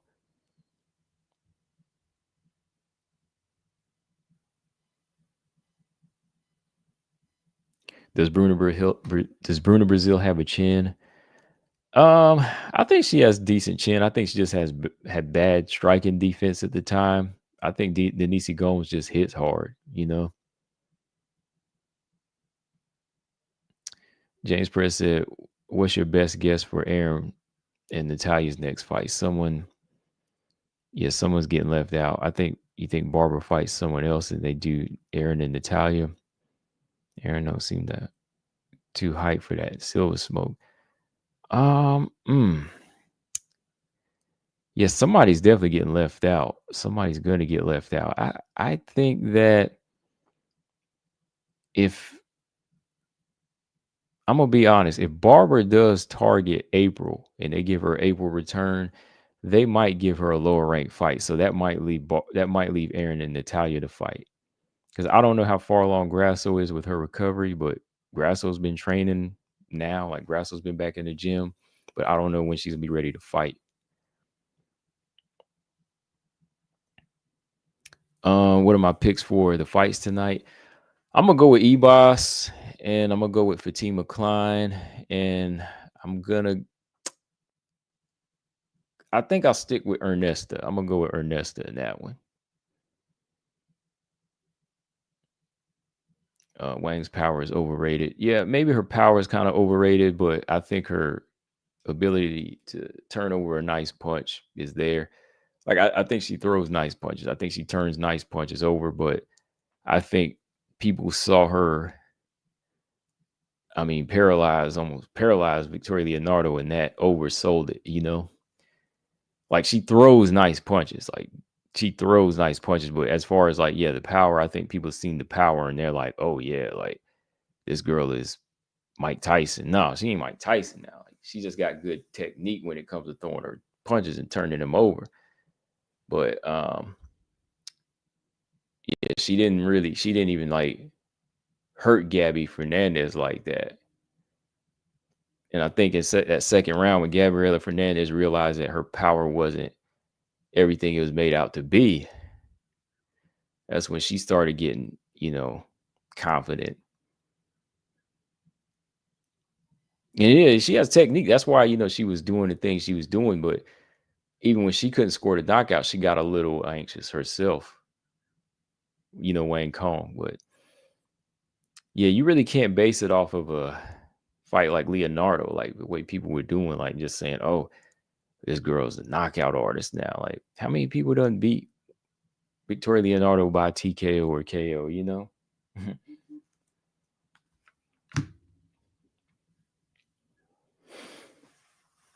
I'm just on here a little bit longer because I'm gonna go get in a workout in like another 30 minutes. So I'm just killing some time.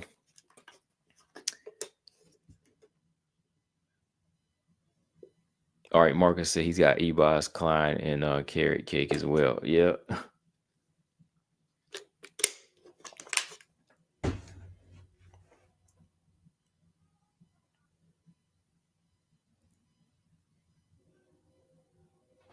Hold on now. Let me see. When is the next? Oh yeah. Who do y'all got? Eileen Perez versus Carol Rosa. That's the next WMMA fight we got. All right, Axel. See you later, man. Appreciate the interview again. Says see you in a few hours. Yeah. Oh yeah, you have a good one too, Roger. He said, "Good to see you. Still kicking it." Yep, still here. Still here.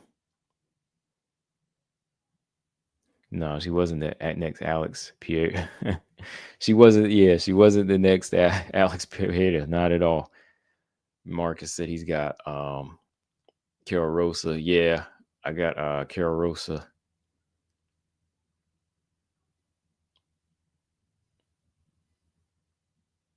Carol Rosa, boy, she better go in there and show something, man. She want to stay on that high level.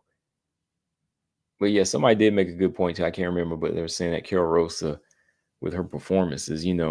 She might be like Angela Hill, like might not be in danger of getting cut right now because she does put on some good fights.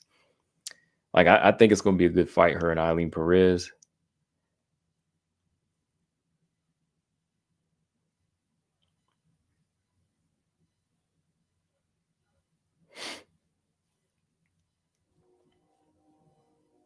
Why is Fatima Klein such a huge favorite? I don't know. Like,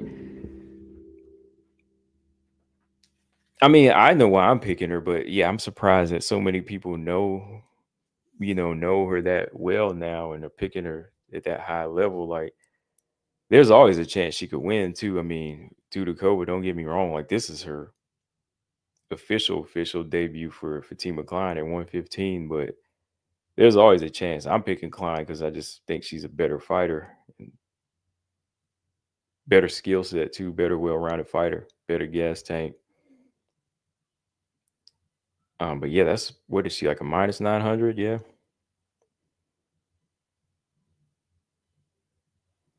Hill versus Ketlin Souza. I'm I will I'm thinking Souza might win, but am I wrong to pick Angela Hill again?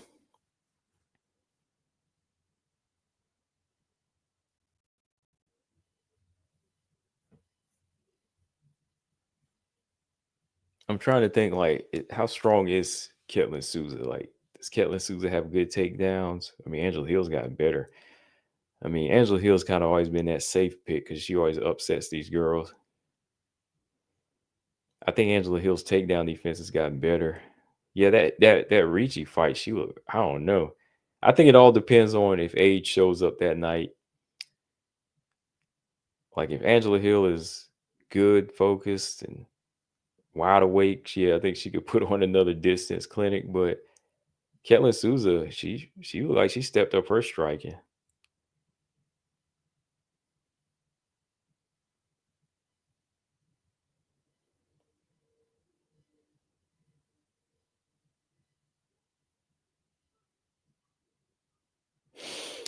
Remember when Dakota withdrew from?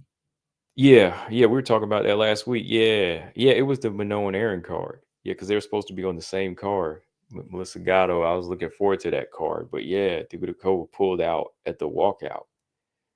I was like, what is going on here? Which kind of messed up. This is messing up Melissa Gatto's comeback, man. Like, I want to see Melissa Gatto thrive too, man. Like, I believe Melissa Gatto can do it, man. That's who she should fight. They should have did Wayne Kong versus Melissa Gatto next. Why is it so? It seems like, is it that hard of a?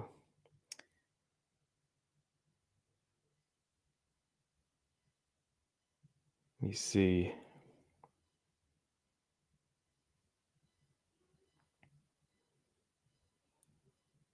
Oh yeah, I was looking into here in this interview too. I guess Aldric said, yeah, Whaley did have kind of an injury. He said Whaley is okay. We're not sure what injury Whaley had, but she said she's coming back from athleticization, and is starting training again now.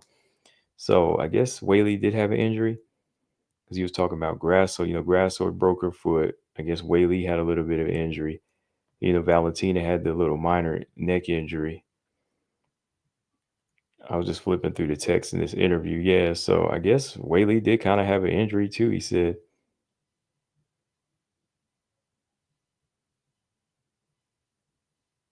Interesting. Bruno Brazil and Wayne Kong, is that April, I think? Not April. February?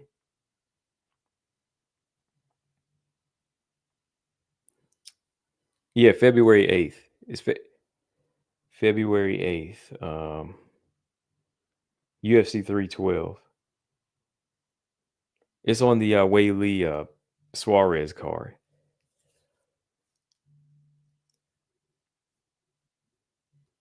It's on the prelims of Whaley Suarez. Wang versus Stoyarenko, I think that would have been a more better matchup for Wayne Kong.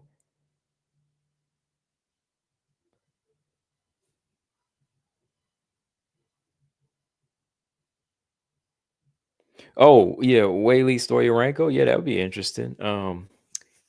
Stoyarenko gets hit a lot though. But Stoyarenko, when she gets you to the ground, she's got it.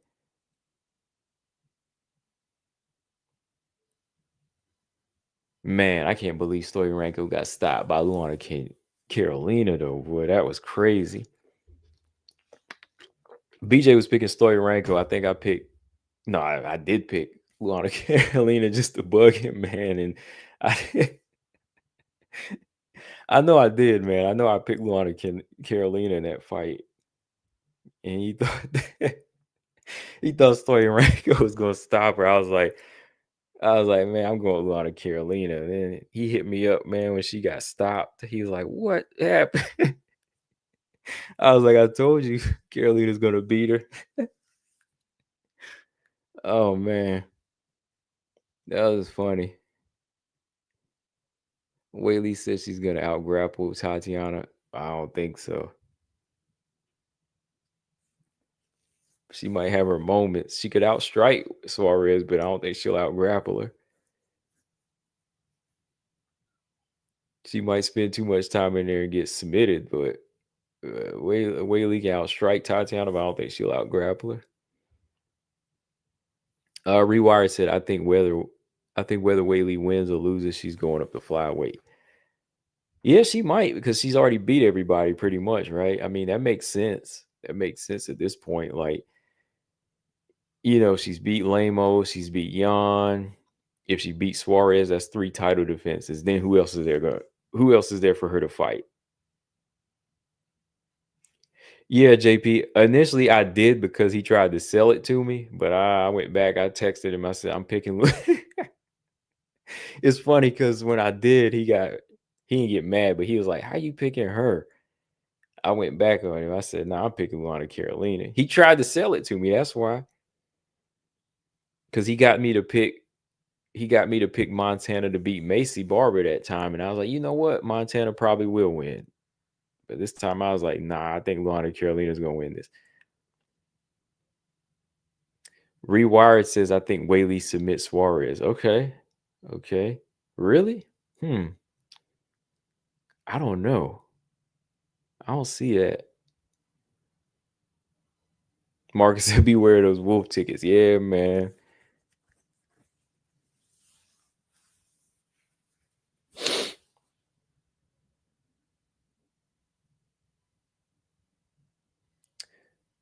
Closum said, please be on Combo's live stream on fight night. Oh, for Whaley Tatiana? Oh, 100%. I'm on that night. I'm gonna be on that night, 100%. Will I be on for the whole card? Probably. Yeah. Yep. I'm gonna because yeah, we're only like we're less than a month away. Rewired said if Poirier could catch Khabib in a hold, I think Whaley can too. Yeah, I mean, I'm not saying she couldn't, but I think it would have to be after Whaley hurt Suarez. I think Whaley would have to hurt Suarez. Like going straight grapple for grapple with someone as strong as Suarez, I think it's gonna be hard to out slick her. I don't think she'll out slick her, out skill her on the ground. I think to submit, yeah. So Whaley could submit Suarez. I will go on record to say that Rewire. It's highly possible she could submit her, but it depends on how she inflicts damage on Suarez. Like if she rocks Suarez and knocks Suarez down, boom, she goes in for the kill. Kind of like Gabby Fernandez did against Wayne Kong. 100%. She can do it that way. She's going to have to hurt her first. She's going to have to wear her down. But as far as like just maybe out position, out scrambling Suarez, I don't see it.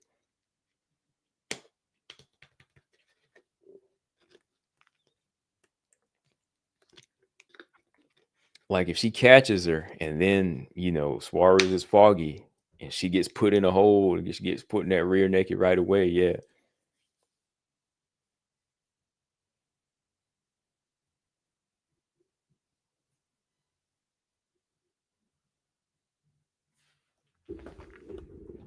Wait a minute. He said BJ got to be trolling a little bit. Trolling about what? JP said BJ thinks Casey beats Dakota for some reason. Did he say that?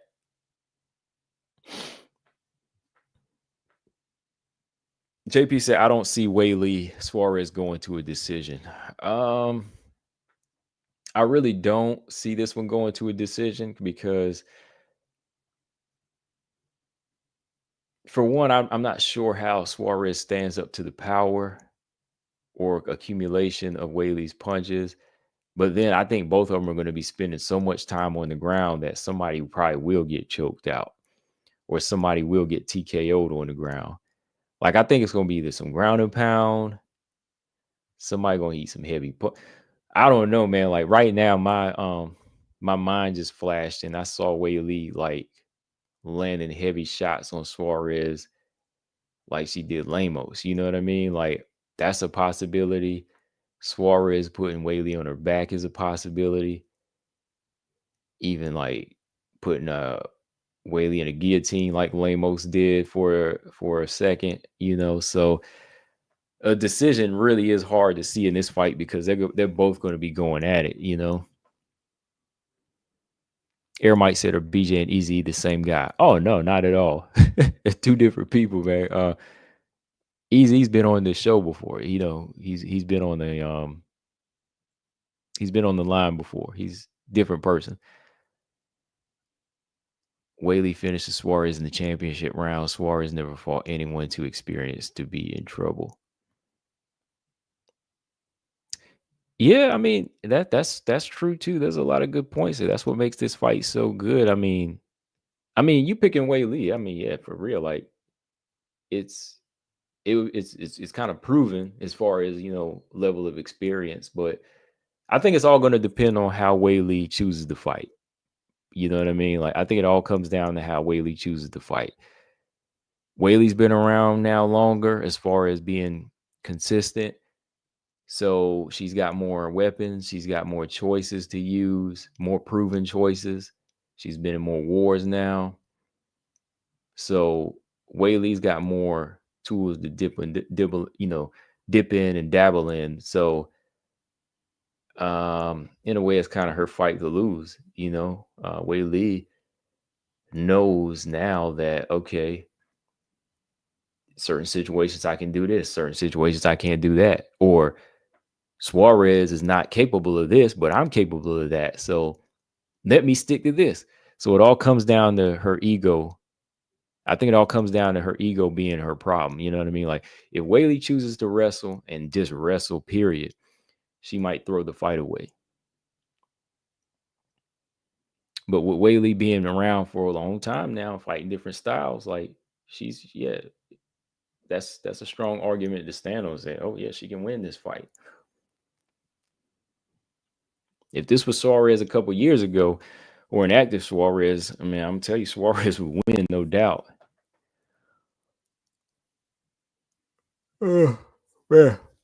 JP said, if you're picking Weili to win with her striking, then that's valid. Saying she submits her is not. Submission off of a knockdown or submission off of, you know, knocking her down and nearly knocking her out is highly possible.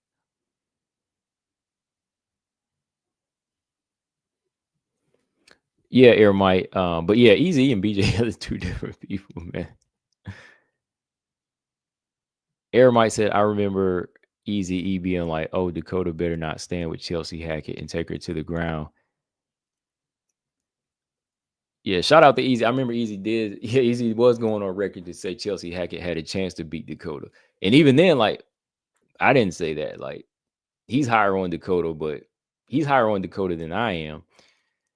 But he felt Chelsea Hackett had a chance. I was like, nah, like, I don't think Chelsea's built for that because I just don't think they're giving her anybody that can fight like that yet. And she ran through Chelsea Hackett too.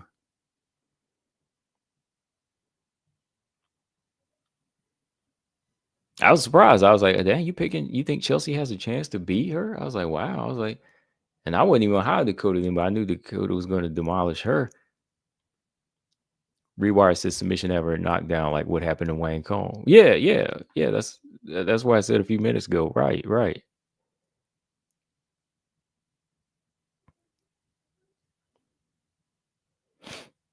Colossus said, "Do you think Whaley could escape Suarez's guillotine? Lemos had her choke in a long time." Um, Suarez's guillotine is tough, man, because even Montana couldn't get out of that. You know, Montana's a wrestler too. I can't. If she gets out of that, then I'll definitely give Whaley another notch on her wrestling belt. But I don't know if she gets out of Suarez's guillotine. Like, yeah, wait, that was Montana, right? Like a few years ago. Yeah, that was Montana. She guillotined, right? Yeah, I put her wrestling on a high level to Montana's, just like wrestler when it comes to pure wrestling. But I don't know, man. Like if she gets out of that, I'm sure they are training for it. If she proves right, she guillotined her last. Yeah, she guillotined her last two opponents, Andrade too. Yeah, so maybe they're working. I mean, they probably are working on it though. But that guillotine is tough.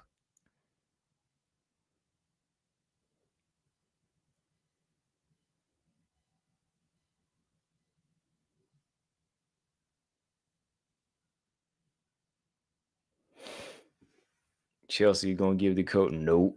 I didn't even see that. I did not see that. Chelsea Hackett was gonna give Dakota problems. Not at all. Rewire said Josh Hinger, Whaley's coach, teaches that hold on as bread and butter, especially the new technique Tatiana learned from Patchy. Whaley coach has been doing seminars on that hold from that time. Okay. Is Whaley over there training with strength and conditioning with Syndicate right now? I thought I saw her training with JoJo Calderwood's husband as with strength and conditioning.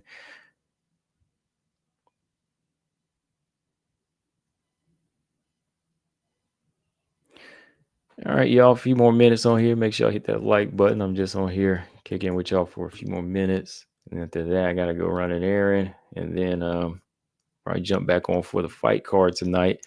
I ain't doing much today, man, because it's cold out. I ain't trying to step outside for too long. I can't stand the winter time, really. Like, yeah, it's necessary. Because of the mosquitoes need to be out of here. Like I like it when the cold hits hard to get rid of mosquitoes and stuff, but I can deal with 100-degree weather more than I can deal with 20-degree weather.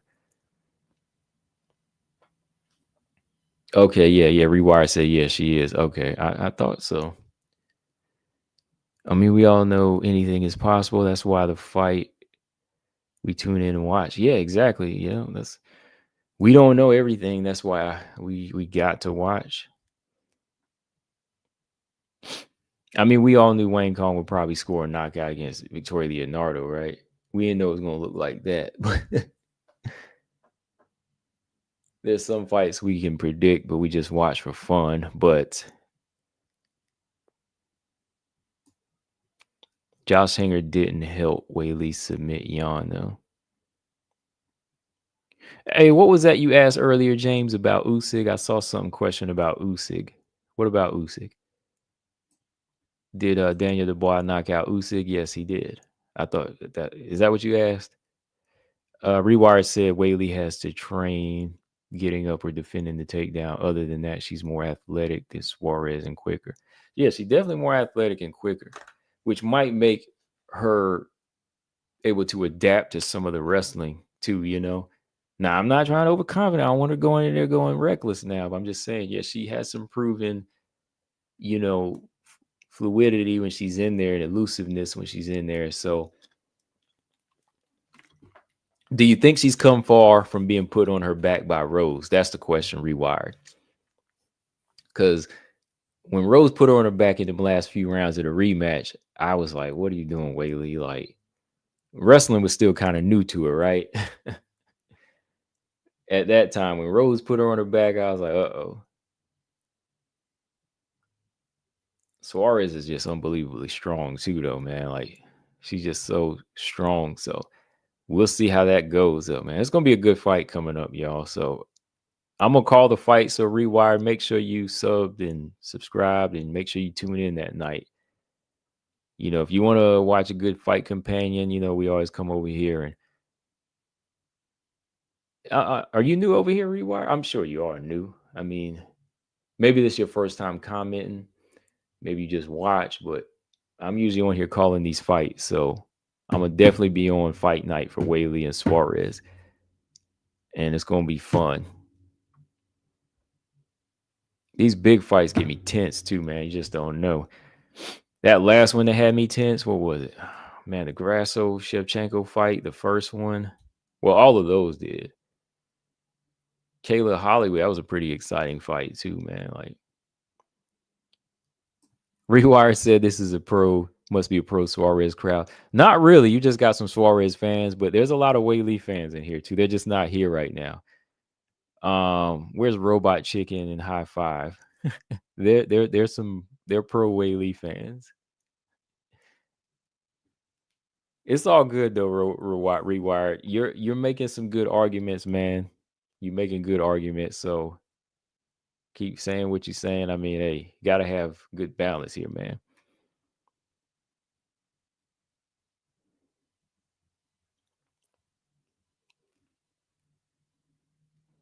Yeah, me too. I like both. Like, there was a time, I would definitely pick Suarez 100%.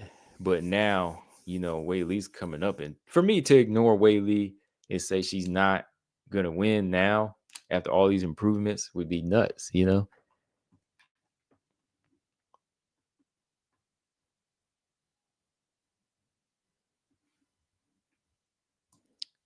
Oh, okay, James. James said, what do you think about Usyk whooping Fury again? Still won't get too high on him. I did pick Usyk to beat him this time. It was a good fight. I I picked Usyk because he just has the tools. He just got the tools, Just a better fighter. He's a better fighter. Like all-time great, I don't know. Cause again, Fury, I really wasn't sold on him as a great boxer anyway. You know what I mean? Like he beat Wilder. Like a lot of people didn't think Wilder was a great boxer. Like Wilder's a good fighter, but like this all-time great, man. Like as far as like great opponents, like I think accomplishment wise, he is the one. I think he is number one pound for pound today. James Perez, he's definitely number one pound for pound right now, even over Crawford right now. Because Crawford, when was his last big fight? It was a year ago, right, against Spence. But Usyk, yeah, I definitely say he's number one pound for pound right now. But I think all time great, man. That's just like a time. That's talk for the ages now, man. That's like something we'll talk about 10 years or 30 years from now. When I'm older. And then we can kind of go back and appreciate it a little bit more, and just look at who you fought. Because even now, looking at the people from 20 or 30 years ago, we look at who they fought. But I'm giving credit for today. Like I definitely think he is a number one pound for pound fighter today. Like I think his resume. Remember, heavyweight's a different ball game. So moving up from cruiserweight to heavyweight is more proven in a way, And Crawford, he could get back into that position if he gets undisputed at 154 and then beats Canelo and does something like that. But I know Usyk puts Crawford as his number one, but because he's being modest. But with him being, the main man now and beating these big heavyweights, like I give him credit for that. Give him credit for that fully. Because I definitely felt like he was gonna go in and probably. I started to say stoppage. I think I said stoppage for Usyk, but the way he won, I was like, yeah, he won that fight. He won it. Rewired said Crawford definitely best boxer right now. Oh yeah, Crawford's got some of the best skills. Like Crawford's not too far behind because he was number one. When he beat Spence. I think with just that year off now, you let Usyk catch up. So I would put him number one. But Crawford, he can definitely be right back in there.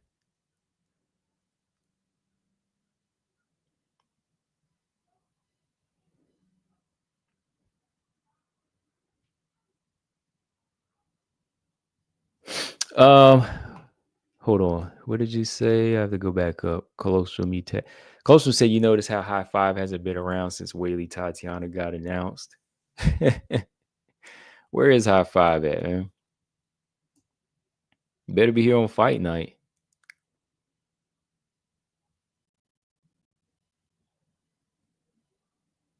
I won't say he's better overall. I think Crawford has great tools too.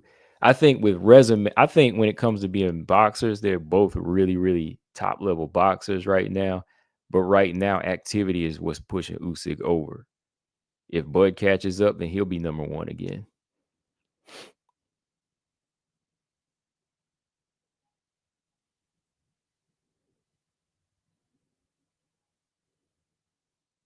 Yeah, because and I think Crawford. I actually think Crawford's a little bit more sound defensively. Honestly, I think Crawford has. I think Usyk has more output, more quantity. That's why that's part of his defense. That's what makes his defense, Usyk's defense, better. He's throwing more punches, but I think Crawford has better defense. Crawford does get hit on the inside of it, but he knows how to still take away and roll from punches and even block his body well and even take the steam off certain shots. So yeah, I think defensive wise, I think Crawford's more of a better technician in that manner. Specialist, excuse me.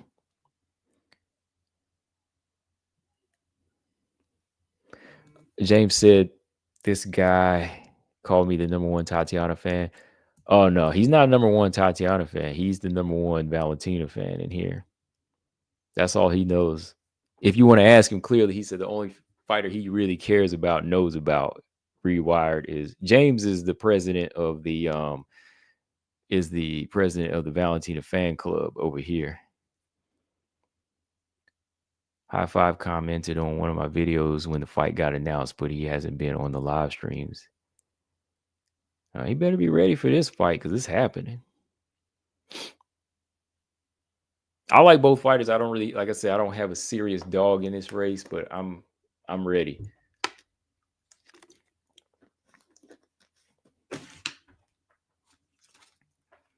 I'm gonna be sweating on this fight night, believe me, y'all.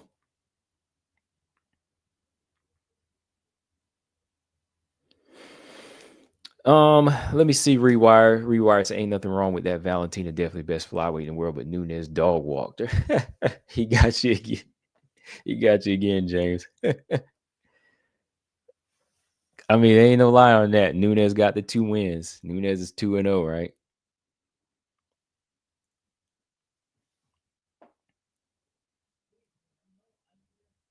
All right, Rewired. Who you got? Valentina or Manon winning this fight?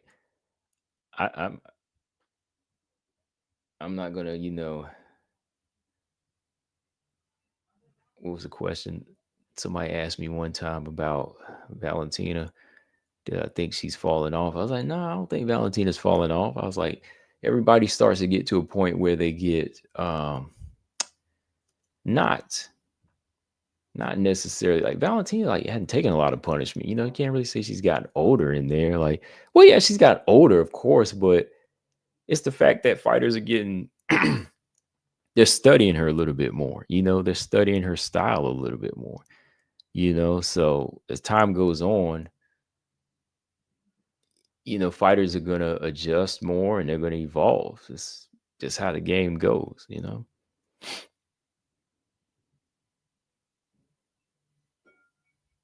James said you still can't give the rounds. Oh, you ain't even gonna pull me into that. We ain't even gonna go there, man. I ain't even gotta give you the rounds. I give you the fights that she's won. She's won fight 1 and she won fight 1 and she won fight 2. In the story. We ain't even gotta talk rounds. Round 1, I don't know. Fight 1, Nunes won. Fight 2, Nunes won. That's all you need to know. That's all Valentina needs to know.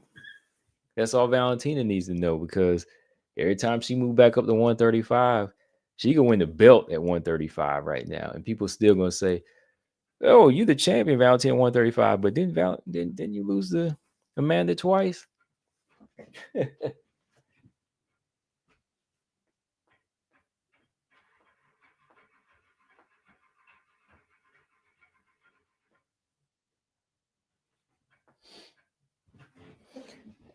Oh man. Okay. Rewire said I got Valentina. Okay. You got Valentina against Manon. Okay. JP said, oh, I just know we got two JPs, James and JP. James Perez, James. Did somebody ask if that was two accounts? James Perez and JP, they're not the same person. I thought somebody asked that.